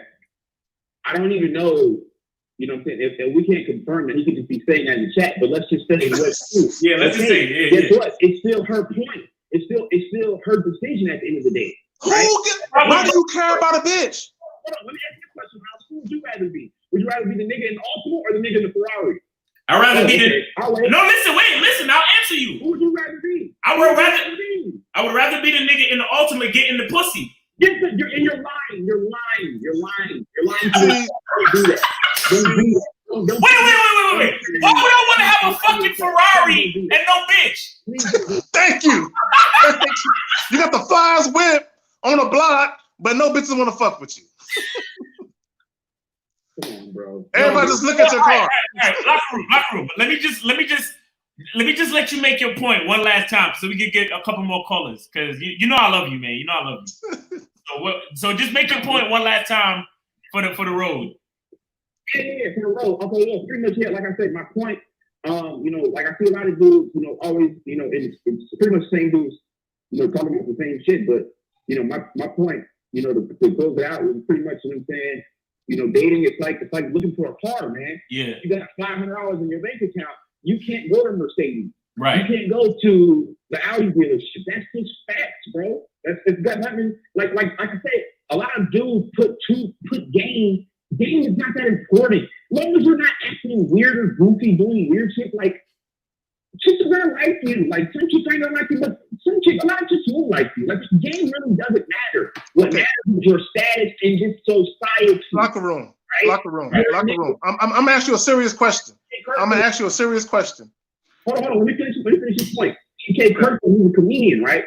And he was on Breakfast Club, I think, and he was saying, you know, like before you even start to date, you should have $55 grand.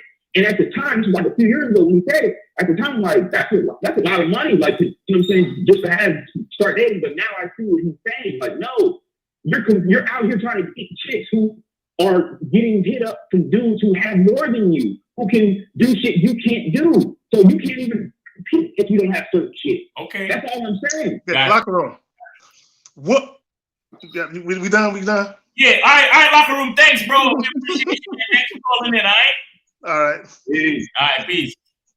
You, who this? Yo, Miles and K-Sagan, how you doing? It's Michael from London. Yo, Mike from London, what's going on, Michael? Hey, Michael. All good. Just two quick questions. First of all, when it comes to this lockdown and talking to women on the street, how would you approach it? Because everyone's moving a little bit scared because of the disease. Yeah. Well, honestly, I mean, you gotta just approach it the same fucking way, bro. Like, you know, make sure she ain't coughing or something. Maybe you know, keep your mask on and shit. Or and before you get too close to her, be like, hey, do you mind if I come over there and talk to you or something? Like you just gotta still do what you gotta do. Like there's really no way around it. You understand? Because you know you ultimately you want to end up fucking the bitch. So you still gotta do what you gotta do. You see what I'm saying? Caller, let me put it to you like this. Or just invite. Let me put it to you like this. Invite them. One thing. Hold on, caller. Go ahead. One thing that this COVID-19 situation has not done, you still get horny, right? You still wake up and you just want to drain your balls. Bitches still wake up and want to fuck.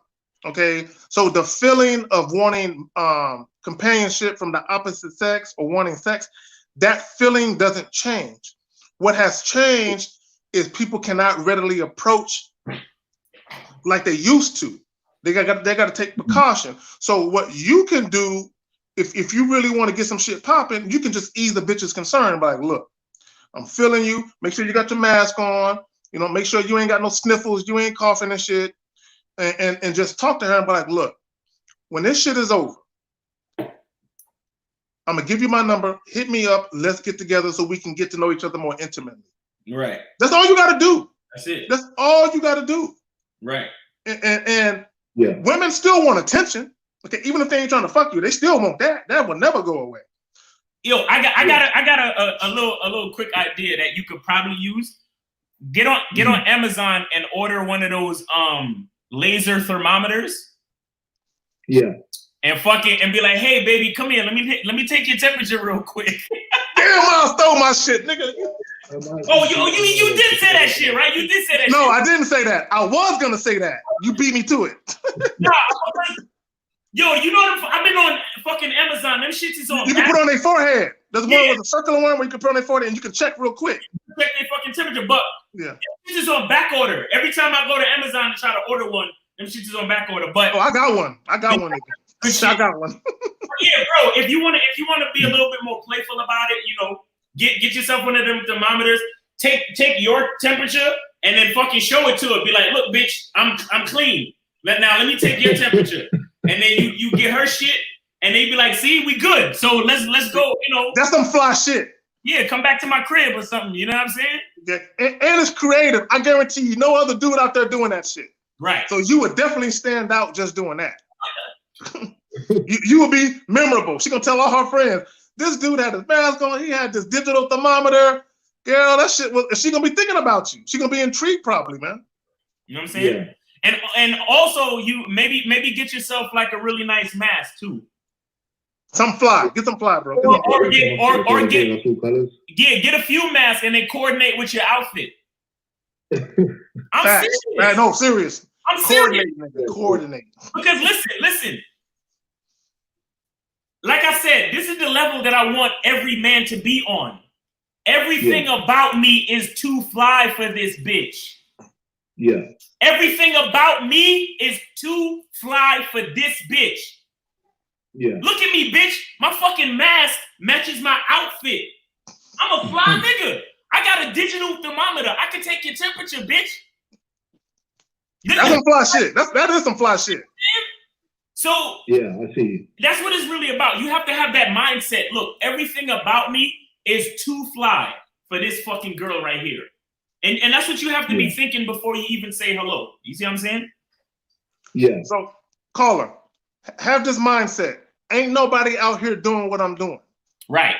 I'm what I'm doing, and when I'm stepping to these bitches with, ain't no other nigga as fly as me. You gotta have that mentality, bro. You got to.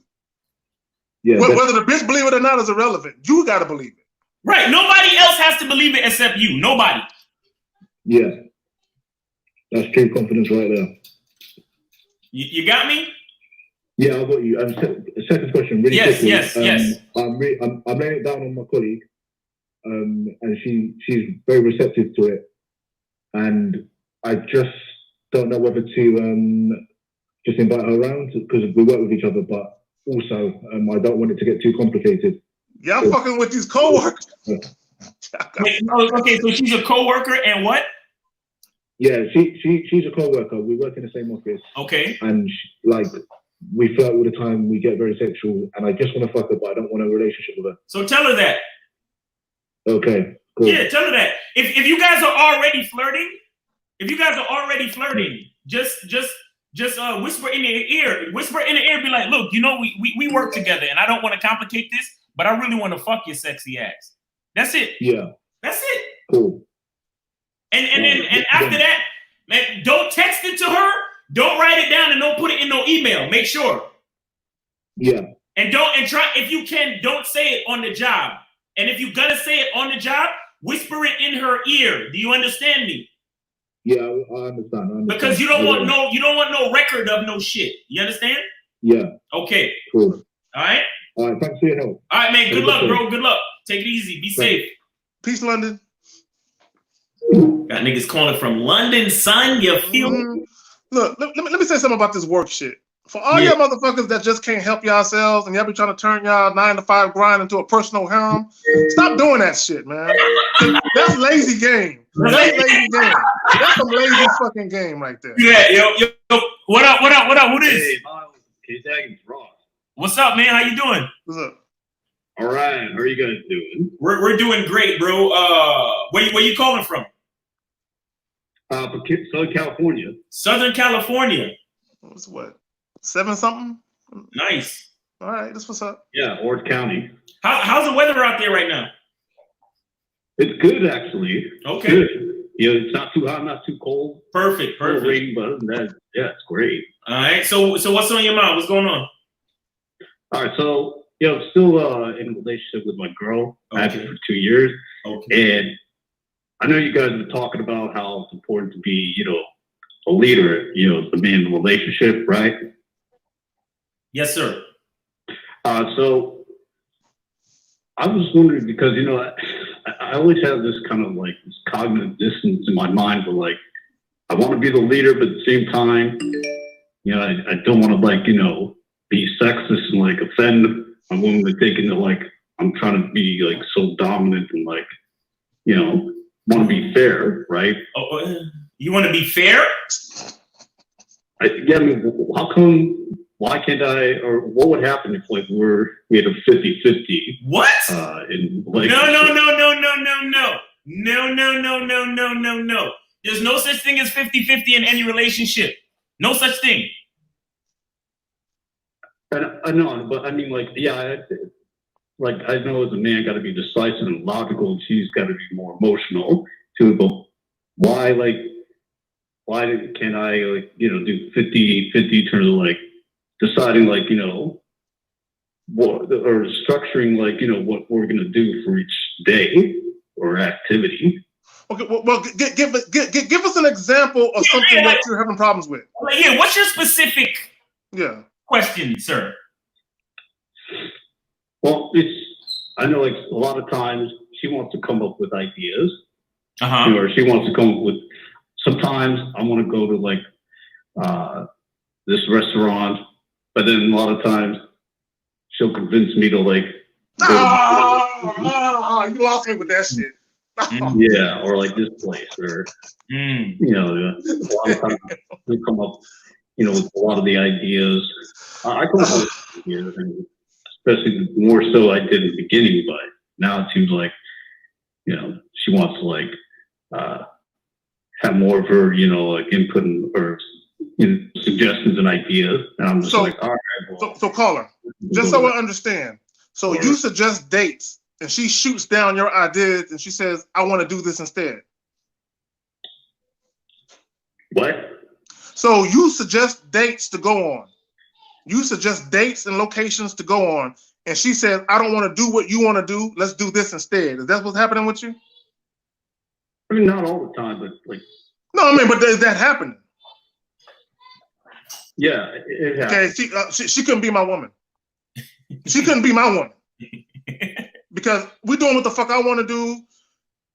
Now, well, let me say this. Let me be fair to you. So when she suggests something different, does she at least offer to pay for the shit, or she still expects you to pay? I mean, like we usually pay equally. Okay. What do you mean pay equally? Explain that. Well, like, you know, I pay for half of the bill and she pays for her half. Okay. Or sometimes on special occasion, like it's her birthday, sometimes I pay for, you know. Oh man, it's a birthday. I ain't tripping on that. But no, look. The point I want to get to is this is what I feel like is going on with you. Now, correct me if I'm wrong. I feel like she wants you to do certain things you don't really want to do, but you feel like in order to keep the peace, you should do it. Am I wrong? Yeah, sometimes. I can't do that. I can't be in a relationship like that, bro. Fuck what she wants. I can't be in a relationship. Listen. Here's the thing, right? Here's the thing. You have to when you're a man and you take on the role as a leader, you have to be decisive and you have to stick to those decisions. Do you understand? And the main reason why, the main reason why is because she will continuously lose respect for you as the relationship goes on. Based on what you told me, I give it another year before you guys are broken up. Honestly, you tell me, how's the relationship going in your opinion? Yeah. I mean, it's kind of been declining, to be honest. Yeah, I know it has been. Okay. And actually, she's been a little bit more controlling. Okay. See, this is what I'm talking about. This you ever heard of you ever heard of the old saying, if you give a woman an inch, she'll take a mile? Yeah. Okay. That's what's happening with you. The thing is, you gave her an inch, she's taking a mile. Women are emotional. Do you understand what I'm saying? When you have to give them boundaries. You have to give them boundaries. When you give them too much free will, their emotions take them beyond extremes. Do you understand? Right. No, I get that, but what? Don't you have to sometimes compromise when you're in a serious relationship? No. That's when you never compromise when you're in a serious relationship. Listen to me. Oh. Listen to me. In a serious relationship, there's no 50-50, but you have to fit together like a puzzle. You understand? There are situations in life where you're weak and she's strong. Okay? Right. And in those situations, you can designate her to be the one to have input or to make those decisions. And then there should be other instances where you're strong and she's weak. And then you make decisions in those situations, right? But it's still up to you to decide the strengths and the weaknesses. Do you understand? Oh, so you're saying, okay, I can give her like some leadership roles, but it's still up to me to decide or doesn't. No. Not leadership. You can have her delegate. You can delegate. You delegate. Right. You delegate, not leadership. You're the leader, but you delegate to her. So for example, let's just say you don't really, you like to eat, but you're not really big on food and you don't know nothing about like cuisine and all of that shit. You can let her pick the restaurants. You understand what I'm saying? Okay. But you decide what time you go. You decide, if you're gonna valet the car, or you decide where in the restaurant you sit. You decide certain other things. Do you understand what I'm saying? You still have to lead the situation. You understand? Like for example, when I go out with any female, I'm always facing the door. Do you understand? Mm-hmm. So she doesn't sit where she feels like sitting. I tell her where to sit. Even if the fucking waitress or the waiter or the maitre d' pulls out the chair for her, if that's the wrong fucking chair and I don't want her sitting in that chair, she has to sit in the chair that I tell her to sit in. Do you understand what I'm saying? So yeah, like wherever you go, you still have to be like the main conductor. Of course, yes. And the reason why you do this, you have to keep it in her mind that you're in control of the situation. Why? Because you are her leader, but not only her leader, but her protector. You understand what I'm saying? Yeah. If she doesn't recognize these type of facts, she will just continuously lose more and more respect for you. And that's why she seems that she's getting more and more controlling, because you're not coming with the authority. So she's grabbing the authority from you. Preach. If you don't lead, she will. Yeah, and if you don't lead, she will. See, you're sitting there trying to figure out the 50-50 split and the compromise and the this and the that. Hey, baby, you're the one. You love restaurants. You love all this shit. I could care less. You pick the restaurant. But when we get there, I'm dealing with every fucking thing else. Do you understand what I'm saying? Okay. So you can delegate like certain things to her. Like look, stop. Here's something I need you to do. And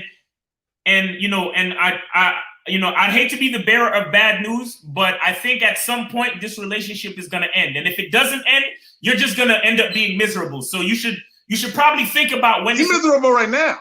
you should probably charge it to the game right now. But other than all that, here's what I need you to do. I need you to find out what's important to you as a man. That's what I need you to do. Until you do that, you'll always be flipping and flopping and trying to figure out what to do, how to delegate, what to compromise. Do you understand what I'm saying? The reason why you're in this situation is that you don't have a clear understanding of your identity. You don't have a clear understanding of your own masculinity. You don't have a clear understanding of what you are to that woman. He don't have a clear understanding of his value. He's valuing her more than he values himself. Exactly. You have to find the value of yourself. So if you consider yourself a protector, then you do the type of shit like what I say, right? Where you tell her where to sit in the restaurant. You make sure you're always facing the door. If you consider yourself a manager to that woman, you tell her what dress to wear that night. You understand what I'm saying? How to wear her hair, everything. And how to wear her hair, how much makeup to wear that night.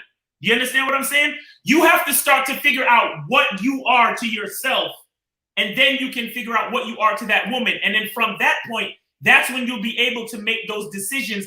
And that's where you'll be able to create that frame for her. Do you understand what I'm saying? So I got to figure out what kind of man I actually am. Yes. Yeah. That's what you have to figure out first. Yes. Caller, let me say this, and for all y'all listening, it is women's natural position to take direction and guidance from a masculine man. They appreciate that shit. Okay, but when you're not naturally being that leader, they have no other choice but to take control. And women will fucking have animosity towards you because they have to lead. It's not their natural position to be the leader of the situation. But if you allow it, they will take control. Right. And they will walk all over you. And let me say this, on this whole date shit, if a woman wants to take you out on a date, like she wants to treat you, she can pick wherever she want to go. But if you're trying to go out somewhere and you suggest some shit and she's shooting that shit down, then tell that bitch, okay, bitch, you don't get to go. We ain't going nowhere now. But, Right. you know, don't let her browbeat you and have her change it. Because basically, this is what I want you to understand, caller, and I want you to really think about this. When you suggest a date and she says, I don't like that. I don't want to do this. I want to do that instead. She's telling you how and where to spend your money. That's a problem. That's a problem, my nigga. You know what I'm saying? Don't do that shit. Don't let a woman do that shit to you, bro.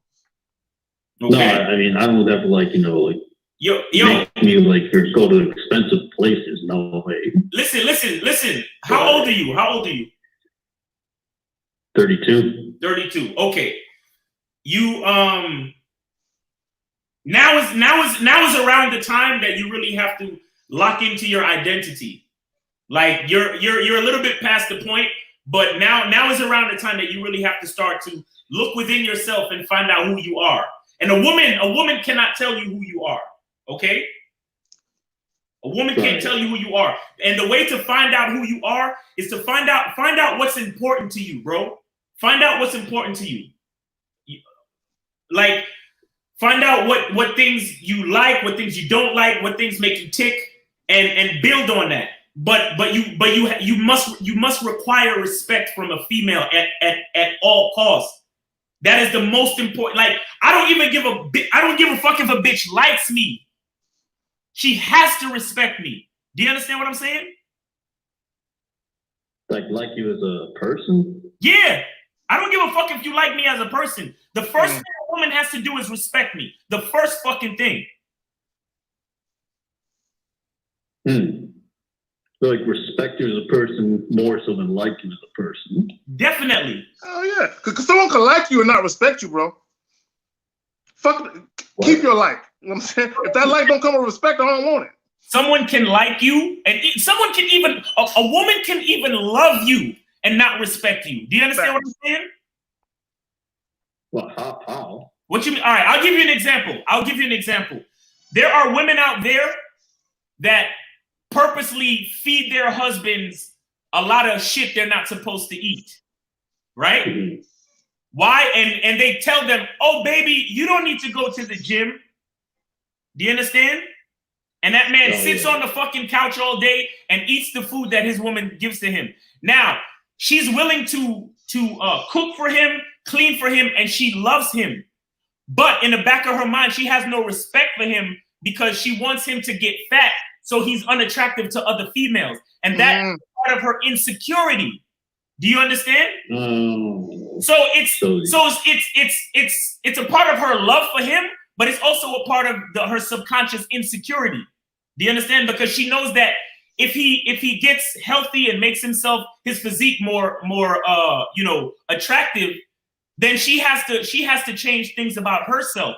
And that's why you always want to leave the situation so she can always be working towards something. So she can live up to your expectations, not the other way around. That's why you have to be a strong leader. That's why you have to know who you are, so she can fit into what you're dealing with. Do you understand? Not the other way around.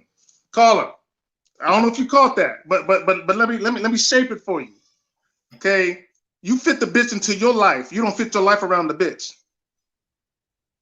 You understand? You don't change your life and readjust your shit to make the bitch comfortable. She has to be comfortable with what you're already doing. Do you understand? Yeah, you mean follow what I'm about. What I Yeah. Right. So let's go back to the agendas. Okay, caller, if you have, imagine you have an imaginary checklist of like 5 things that are important to you when you're dealing with women. You don't deviate from that checklist for no bitch. No matter how good she look, no matter how much she likes you, no matter how good she sucks your dick, you stay firmly planted in your square with that checklist. If she don't fit that checklist, all she can be is your fuck buddy. She can never be anything more than that. You know what I'm saying? A lot of you guys be readjusting your agendas to fit a bitch into it because you want the bitch too bad. And the problem you're having right now is you're dealing with a woman who is not completely compliant to what you want, and she's not completely submissive to you. She's not. Let me ask you a question real quick. How's the sex? How's the sex? It's okay. What do you mean it's okay? What What do you mean it's okay? What do you mean it's okay? What? Explain. I mean, well, we have. I mean, every time that like I'm with her. No, I mean she always wants to have sex with me, but I mean, sometimes she feels like that I'm not really that into her. You know, and I like to use my hand, and so I mean, she's always down for it, but at the same time, she feels insecure. No. Actually, Stop. You're giving me. Why are you still giving me her perspective? I'm asking for your perspective on the sex. What do you think about your sex life with this woman? it's okay. It's not great, I guess, to be honest. You need to get rid of this chick, bro. Yeah, she done. I hate to be bearer of bad news, but this relationship ain't going nowhere. Are you trying? Y'all have no compatibility. Are you trying sexual or non-sexual? No. I had no serious plans. At least not yet of marrying her. Get rid of her, bro. Yeah. You call her. You're robbing yourself of a more fulfilling experience with other women. Exactly. Get rid of her. Exactly. Okay. Because you should at least say, man, the sex is hot. She sucked my dick when it won't, man. She know how to write. It should be at least that. But you like, you don't sound like you're sexually attracted to her. I mean, yeah, I was before, but okay. So what changed? What happened? What changed? I don't know. I'll tell you what changed. You gave her too much authority in your relationship, and now instead of being an attractive, submissive woman, she's an authority figure in your life, and that's not sexy to you. Like a mother figure and shit, telling you what to do and shit. Maybe she's not also 100% a physical type. Then why are you with her? Yeah, why? Yeah, so why are you with her? I guess because I just am so used to being with her. Oh, so okay. Pause for a second. You see, This is what I'm talking about when I tell you about getting in touch with your identity and knowing what you want as a man. And doing everything with purpose. Because you just basically your answer just explained to me that you have no purpose in being with this woman. Do you understand? She's not fulfilling anything in your life as a man. But you're just with her because you're used to being with her. That's not any reason for you to be doing anything. Do you understand what I'm saying? Yeah, I mean, she has other good qualities about her, but everybody has good qualities. Everybody has good qualities, but what do those good qualities mean to your life based on you as a man? That's the question. Yeah, I guess now thinking about it and talking about you guys, I guess it hasn't been enough. Caller, Phil. Okay. Caller, real quick. I don't mean to cut you off, but this is what I challenge you to do. Make a list of maybe 5 things that are important to you that you don't want to compromise or negotiate with a woman. Make a list. Okay. And then every woman you date, compared to that list. If they don't check off all the boxes on that list, never get into a relationship with them. Don't do it, bro. Don't, because it sounds like you're in a relationship of convenience. And it sounds like you might have some animosity towards this woman, man. You know what I'm saying? And that's not, you don't want to end up where she hates you or you hate her. You know what I'm saying? You don't want to go that route with it. You know what I'm saying? So you just need, and I don't know if you're in this relationship because maybe you have a difficulty getting women and you feel like, well, if I let her go, then it might be too long before I get another chick. I don't know if that's the case. I don't want to put that on you, but bro, you got to let this one go, man. It ain't working. Yeah, no, I mean, definitely sounds like a lot that I definitely have to think about myself. Mm-hmm. Yeah, I mean, again, it's nobody's telling you to go fucking dump her tomorrow, but you really need to get in touch with who you are. And then once you really get in touch with that, that's when you can really make a decision to say, I don't need this bitch, or she could stay, or whatever you decide. But the point is, you need to make that choice. Do you understand what I'm saying? You the man, you need to look inside yourself. And this is why we say the truth is inside you. You understand? You have to be, because look, if you're not living your life, you're living someone else's life. Do you understand what I'm saying? I like that one. Yeah, that's true. That's very true. What I want. And y'all getting wrapped up in these women, and y'all getting caught up in their whirlwind. And bro, that's not no masculine shit, bro. Straight up. Any other questions, bro?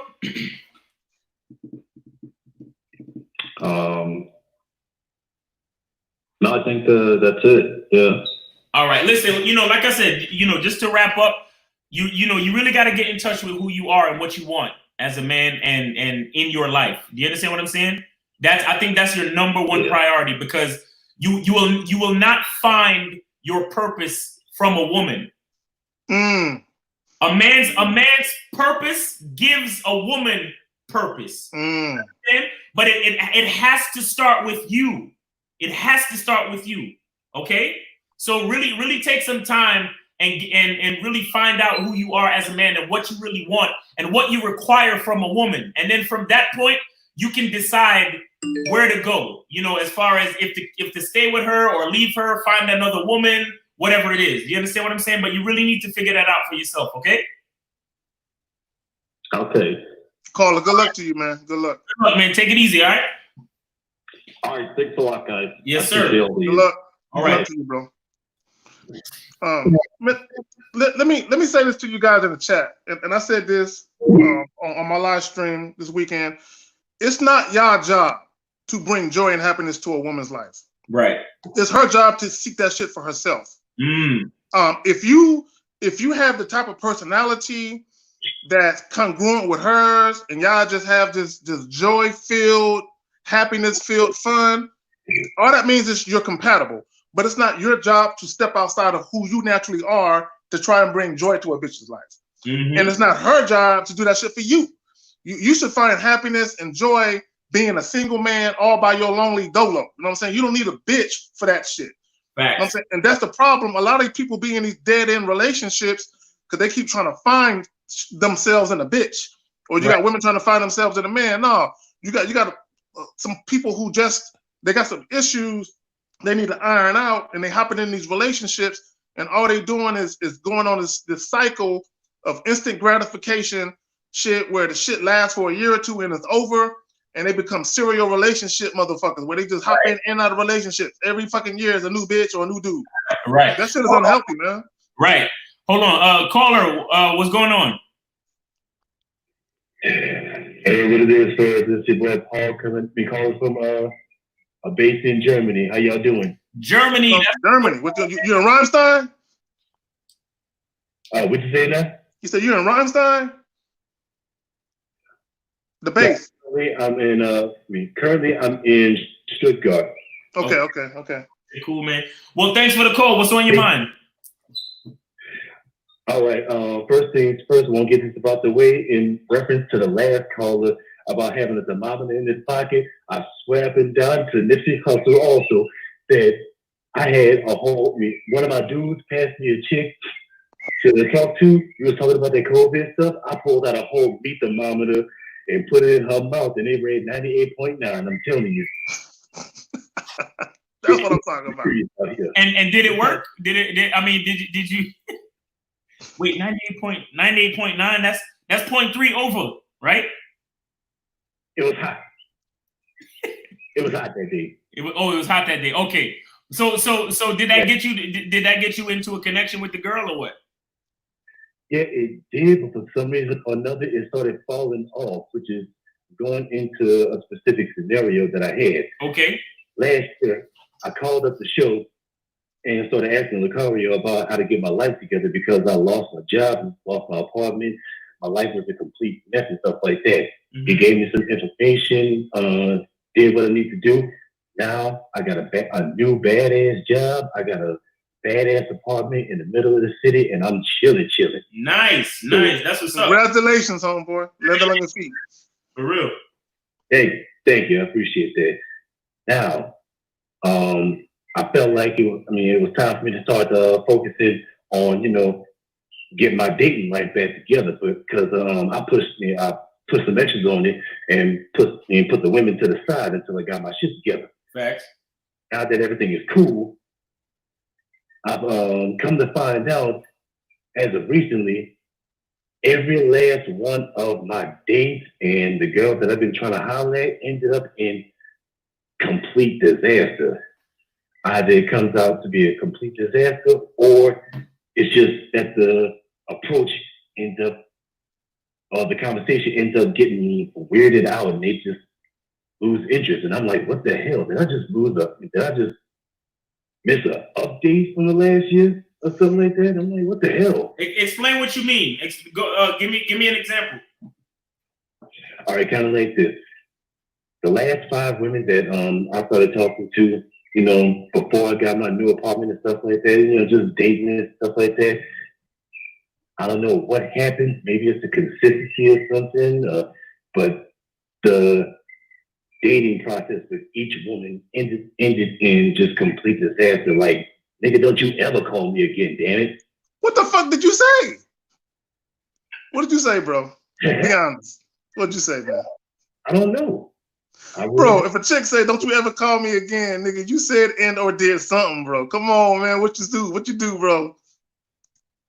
I mean, what I did is that, the approach is all pretty tight. They all smiling and happy and giddy and stuff like that when I'm talking to them. And next thing you know, the conversation starts to get a little stale. And then,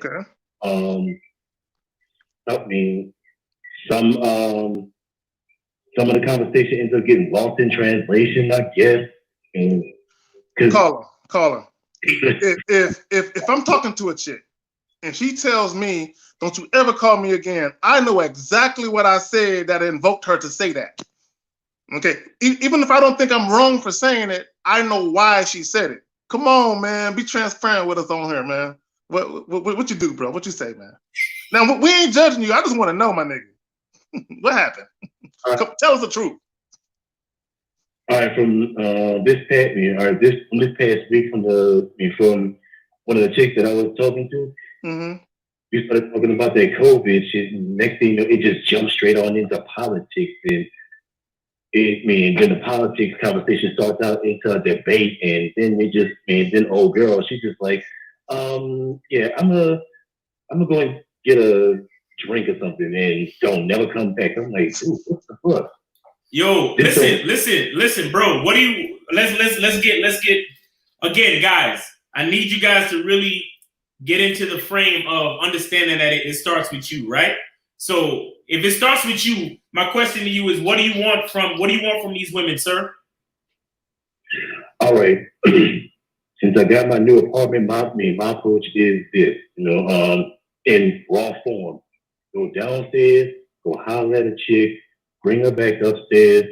She's all interested. Give her some gumbo, give her some dick. Let her call in. Okay, so then why the fuck you talking about politics then? Yeah, all right. Why are you talking about politics and debating with these hoes? It just come out of left field. No, nigga. You the man, ain't you? True that. Okay, You so control the conversation. you control the conversation, nigga. You be like, hey, baby, I got some gumbo back at the crib. Let's go. Let me take your temperature real quick with my temperature gun. There you go. And then I got some gumbo back at the crib. Let's go. That's it. What the fuck are you doing? Talk about politics. Bro, you gotta know what you want before you step to them, man. You can't just let the conversation go anywhere. Shut that shit down when it goes in the direction you don't want it to go. Shut it down and bring it back to what you want to do. Corral the bitch. Matter of fact, look, you don't even need to let a bitch talk that much, especially if you have an agenda.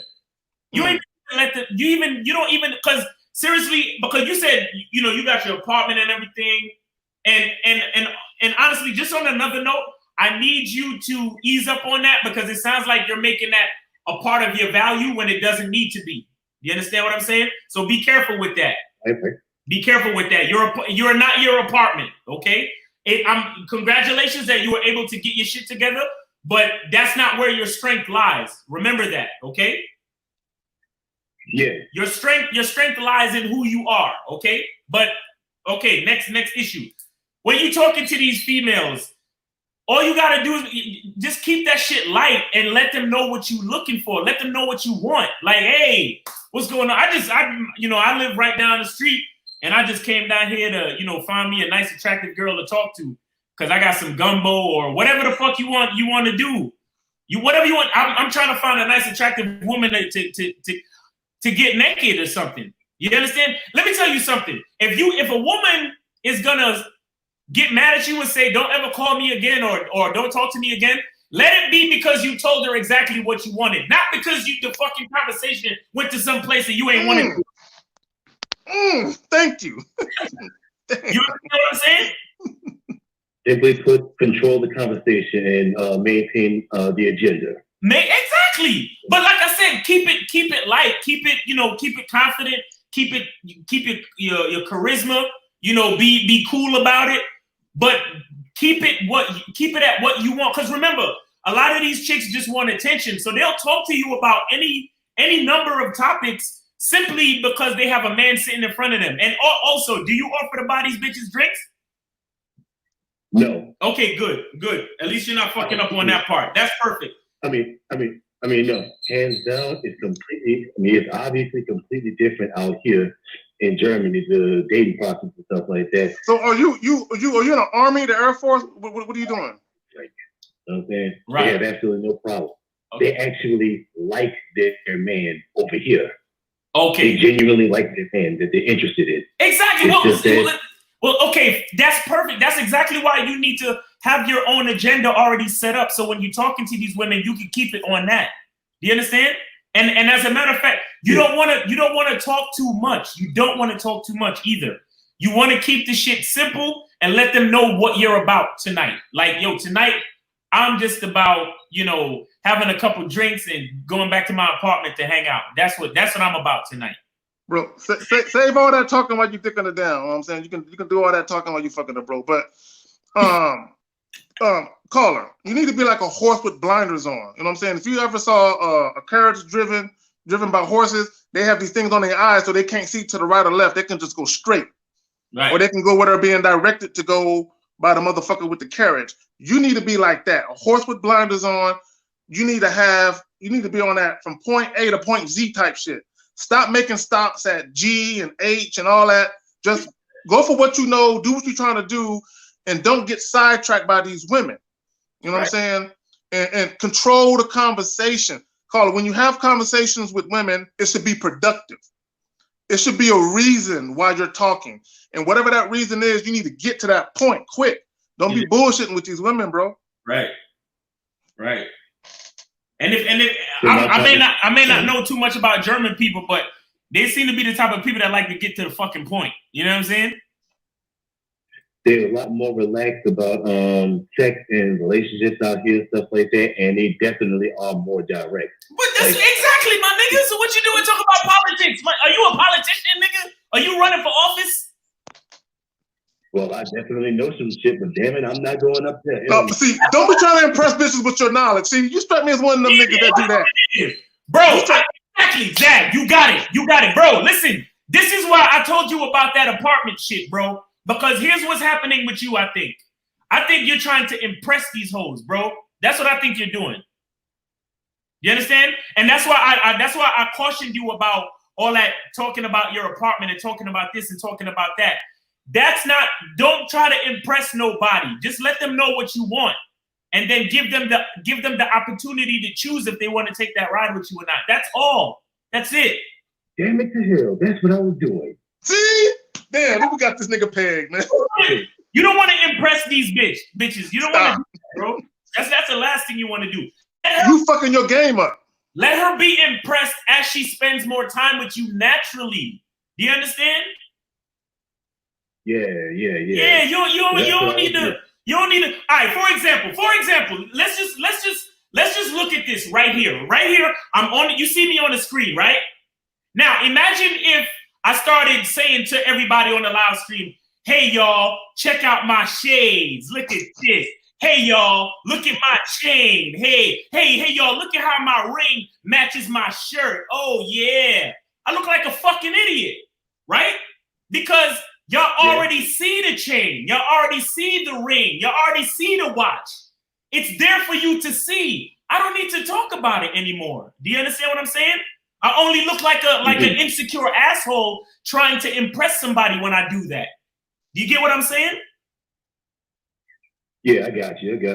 Exactly. So that's what I'm saying. That's why I told you that because I said something early. That's why I said, bro, stop talking about your apartment and your job. Like, kudos to you, and I'm glad you're in a better situation than you were last year. Beautiful, but that's not where your value is. Do you understand?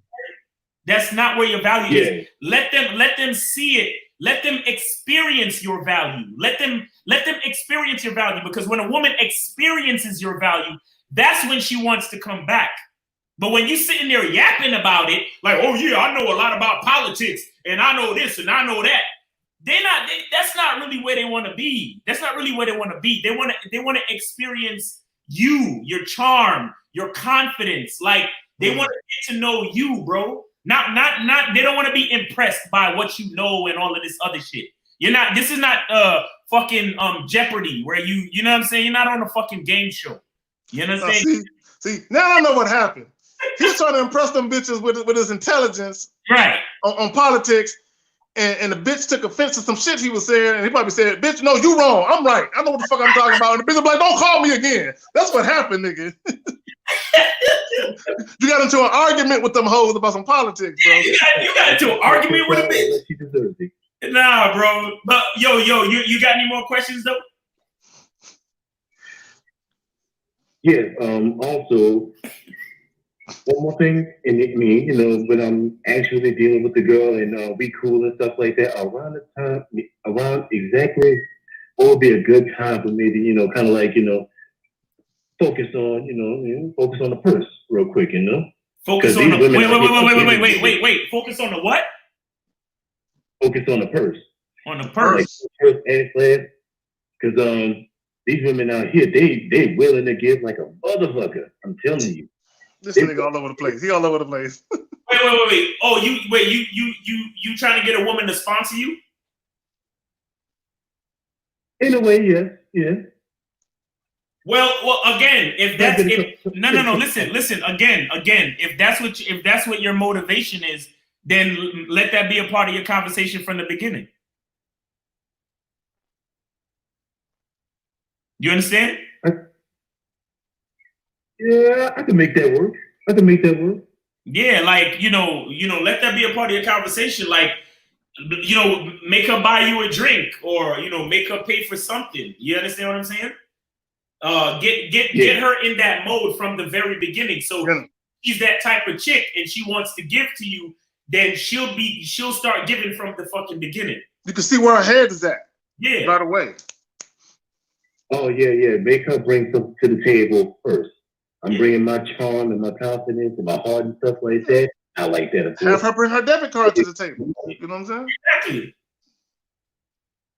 Okay. All right. If that's your focus, but whatever that's what I'm saying. Just figure out what you're about so you can express that to the female. That's really the bottom line. It's because I thought you wanted to bring him back to the crib to fuck, but now you're talking about having a big sponsor. So you gotta and listen. If you're really about them sponsoring, don't give them no dick until they sponsor.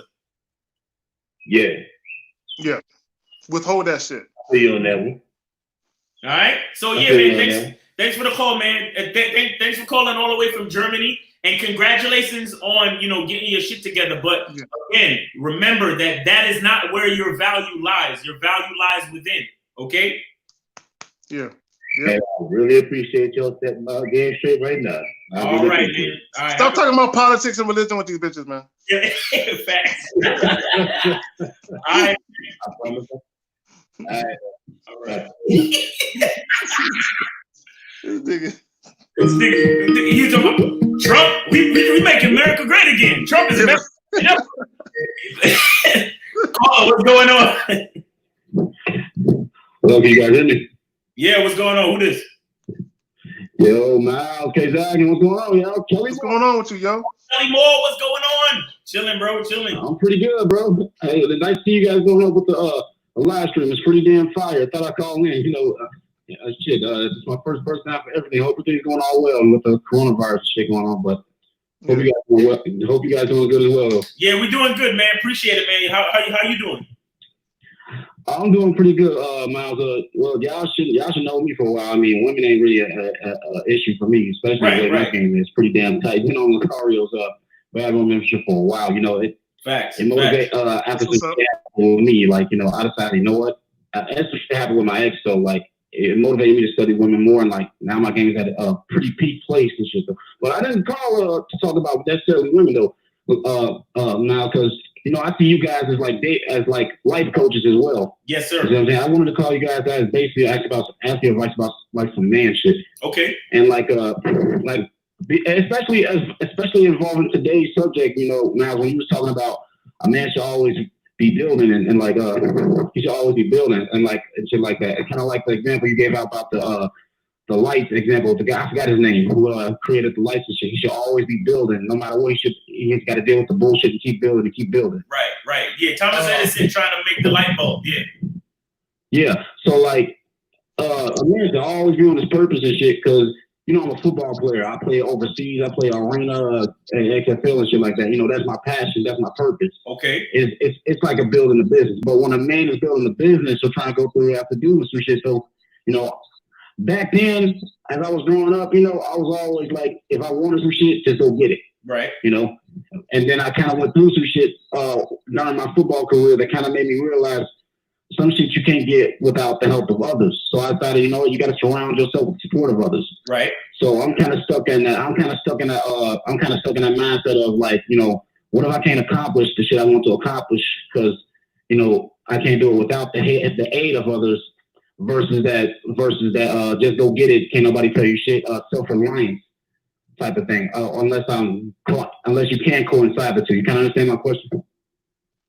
Well, okay. Well, see, what it sounds like to me is that there's a specific thing that you're trying to do. Would you care to share that with us? Well, I play ball, bro. Okay. Like, I'm just trying to be the best. Like, to me, I've been playing ball since I was a little kid and shit, though. And like, I have a passion for it. I love waking up at 5 or 6 in the morning to go hit on the football field and shit. I love that shit. Okay. I'm the type of guy I have a drive and passion for. So I decided, you know what? I want to be the best I can be. Okay. You know, if I go pro or any of that shit, if it happens, it happens. But I was also advised just be the best that you could possibly be, and all that outside shit can take care of itself. Okay. Now, So how old are you again? How old are you again? I'm 27, bro. You're 27. Just turned 27. Okay, just turned 27. All right, so you got a few years. Okay, now what part of this situation do you feel you need people for? That I needed me? No, Okay, people. You said you said you might need people. What part of the situation you think you need people for? Basically, because some shit that happened to me 2-3 years ago. Actually happened like 4 years ago, and I was kind of going through some rough shit in my life that almost kind of derailed my life and shit. But I had a lot of support that helped me get through that shit that I was going through. Okay. You know, and that kind of made me think and also when I started following you guys too, man, I was kind of introduced to some new information on how to evolve how to evolve your characteristics. Okay. So at first, before all this happened, I was the type of person, like, if you want some shit, work as hard as you can get whatever the fuck you want, as long as you're willing to work for whatever you want. Right. So like, and then after my little situation had happened, and plus, me gaining knowledge how to improve from other characters, how to improve from other people and other sources, that kind of made me think, okay, you can't get a lot of shit that you want on your own. You kind of need some help sometimes. So that made me think, if you want to build a business, if you want to go for a purpose or some shit, there's times you got to ask for help. Okay. So, but I'm still not getting what you trying. Like, what are you trying to do, bro? Specifically, yeah, just be the best ball player I can be, though. Simple as that. I want to be the best fucking ball player that I could possibly be. Okay. And what do you say? You need somebody to help you train, or? Well, it's kind of like building a business, And if you're building a business, you kind of need as many sources as you can get your hands on, or you can just you got to be around people that know shit. It's kind of like how you want to call it, bitch, life, dating coach business. Like, right. I know y'all had help dealing with that shit. If I want to be the best player I can be, or some shit like that, though, I gotta have some help with that shit. And I gotta find sources and shit like that. It's the same thing. Right. You gotta understand what I'm saying? Okay. Well, all right. So here's the thing. Though the two philosophies kind of they work in tandem with each other. Okay. And here's why. Because no matter what we do, we're always gonna need people, right? But it's the motivation within us that allows us to go forth and get what we want, and getting what we want includes people. It includes people. You understand? But not all the time those people are going to be necessarily friends. So, for example, if you're trying to, train harder, or you want to get more consultation on how to be a better football player, you might have to hire a trainer. You understand? Right. But that's you. That's your money. That's your time. That's your resources acquiring that person to help you do what you need to do. You understand what I'm saying? It still starts with you, right? Right. And then after that, let's just say you could find somebody to train with, like a training partner or something. That might take you to be, a little friendly, a little charismatic, where you can figure out a way that you can help someone, and they can help you in turn. You understand what I'm saying? But again, that still comes from you being a certain way. Because listen, the average person, the best type of relationship is where you can do exactly and be exactly who you are, and it benefits someone, and they do the same thing in return for you. Do you understand what I'm saying? Right. If you're Yeah, I understand. if you're doing anything for someone and it's forcing you to go outside of your character, then you're in the wrong situation. All right. Okay. All right. Yeah, So in you know, again, I don't know everything about being a football player and stuff like that, but if you're trying to, it's not necessarily about making friends, but if you can find somebody who's on the same wavelength, where it's like I said, them being exactly who they are benefits you, and you being exactly who you are benefits them, then it works. And then other than that, you just might have to pay niggas to help you become a better football player, period. Mm-hmm. And then you got to go get a coach or a trainer or some type of consultant to help you to know what workouts to do, or just do research, read up on some books, and read up on some innovative training techniques or whatever you need to figure out. You understand, to become the best player that you can be. Gotcha. So it's okay to basically have some people help, you know. Or caller, something you can consider. You know what I'm saying? You're 27, you're not too far away from 30. You can start your own type of training business. Because you're a football player, you know how to train, you know how to get your body in top-notch shape. You can start your own shit. So when your playing career is over, you can be that for what you're seeking. Right, because you don't have no problem with getting up at 5 o'clock in the morning. So you might be able to provide value to someone who has trouble getting up at 5 o'clock in the morning, and that they can pay for that value. Do you understand? Yeah, right. And again, I heard you use the word help. What I want you to understand is the word value. Okay? Value. You're not looking, never look for help. Always look to be of value to someone, because when you're of value to someone, then they can be of value to you in turn. And it's natural and it's authentic that way. But when you asking for help, like, yo, could you help me? Could you help me? That person may not even want to fucking help you. And then one day when you really fucking need them, they're not there because they never wanted to really help you in the first place. You get what I'm saying? Yeah. But when hold on. But when you provide value naturally, and then you create a situation or an agreement where that person provides value to you in turn, and then it's like a naturally symbiotic relationship that grows. And you are doing things because you genuinely want to do it, not because some nigga was just asking you to do something you ain't really want to do. You feel obligated. Yeah, you don't want that shit. Makes sense. All right. I feel. Well, that's the thing, though, man.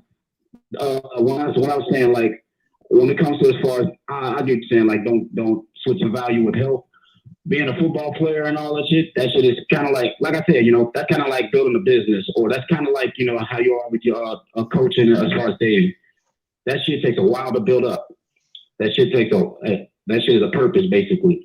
So that's what I mean. Like, is it okay to because when it comes to building a business, or you know, you get an experience and you're like, as far as dating coach or me trying to be a football player, I'm always looking for improvement. Right. You know what I'm saying? It's kind of like, that's why I say it's like building a business. Right. Like guys that got to the NFL and shit, they treated it like it was a business. Right. You know, they had to find ways to improve. That's basically my question. That was basically what I was trying to ask. So, you know, as far as like, is it okay to seek improvement? Yeah, that's what you're supposed to always be doing as a man. Evolving. As a man, period. You're not like, I get you trying to be a football player, but you're supposed to be improving as a man, period. You understand what I'm saying? But that's where the value comes from, though. That's where the value comes from, where you're always improving, you're always getting better, you're always adding another layer to yourself. You understand? And when you get around people, they recognize that shit without you even saying nothing. You understand what I'm saying? Right, gotcha. If you go look at the Last Dance documentary with Michael Jordan, it was dope. That shit was dope. Right? Like, people, there was a lot of reasons why niggas didn't like him, but his character provided value for all them motherfuckers, because a lot of them got fucking rings simply because of his value. You understand? And let me say something that you said earlier, Miles, to tie it in with the Michael Jordan thing. Yeah. A lot of niggas didn't like him, but they respected the fuck out of him. Exactly. Like, for example, I'm sure a lot of niggas might not like you and me, Zach. Like, we're not as cool and easygoing as a lot of these other dating coaches. No, we're not. Niggas fucking yelling and Yeah. but they watch though. You're watching though. I know. I see you fucking watching, and I see you commenting in the chat. You understand what I'm saying? You could be anywhere else in the world, but you right fucking here talking about me. You see what I'm saying? That's why I can't worry about none of that shit. I can't worry about none of these niggas talking about, oh, why he wearing glasses and there's no sunlight. Like, it's not about that. It's about me being exactly who the fuck I am. Love it or hate it, but you gotta fucking respect it. Like, that's value. That's value. You understand? And that's the same way, just like when you're dealing with a bitch. Love it or hate it, but you gotta respect it, ho. You see what I'm saying? Yeah. Well, It's like, caller, like, if you met a chick, right, you gave her your number. Thanks a lot for the answer. Thanks a lot for the answer. Well, hold on. So, if you met a chick and you gave her the number and she called you up one day and then you say in a conversation at some point, hey, look, are you busy right now? If you're not, why don't you come through and holler at me? You know what I'm saying? And she tried to get offended by the fact that you trying to get her to the crib. She might not like it, but she'll respect the fact that you was transparent and authentic with what you wanted. But she might not like it. A lot of these guys out here, they're trying to get bitches to like shit. You know what I'm saying? Just do you. And as Miles was saying, we was talking about basically evolving as a man. That's why I mentioned the training thing, because he was talking about you looking for a trainer. Well, since you love football so much, eventually you're not going to be able to play no more. But you can still be around the game by starting your own business and training motherfuckers yourself. So, and that's just an evolution. You know what I'm saying? From being active in the game to teaching some shit. Right. Exactly. That's evolution. That's evolution. But yo, Kelly, man, thanks for the call, man. We appreciate it. No problem, bro. Yeah, I'll stay safe with all the corona shit going on. Yes, sir. You too, man. Good luck with everything, okay? All right, peace, Kelly. Appreciate it, y'all. Appreciate the call. Right. Peace. Yo, man, look, you good?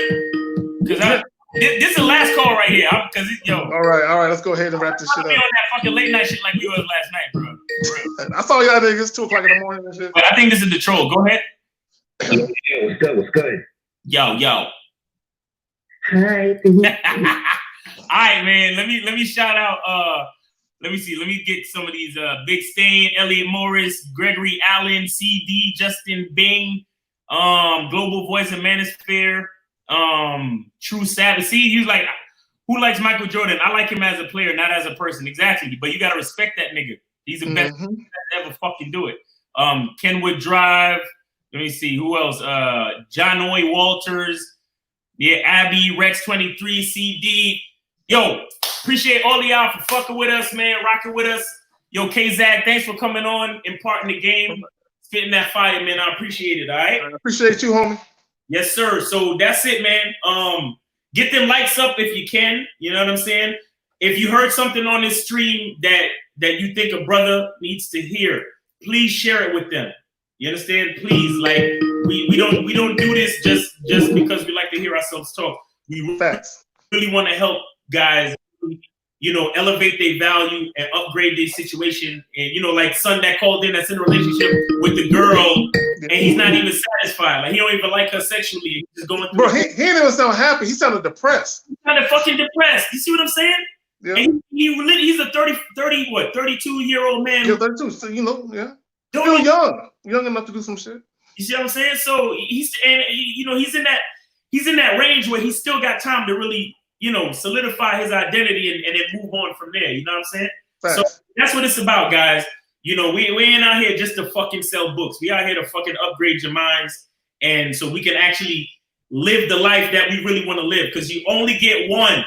You only get fucking one. All right? Because even if you get reincarnated, you're gonna come back as a something else. A fucking beetle or some shit. A dung beetle, nigga. You know what I'm saying? Exactly. So, yo, the truth is inside, y'all. Thank you. Peace. Y'all have a good night. Stay safe. All right. All right, Miles. All right, man. Take it easy, Zach. Peace, bro. Peace. Broadcast.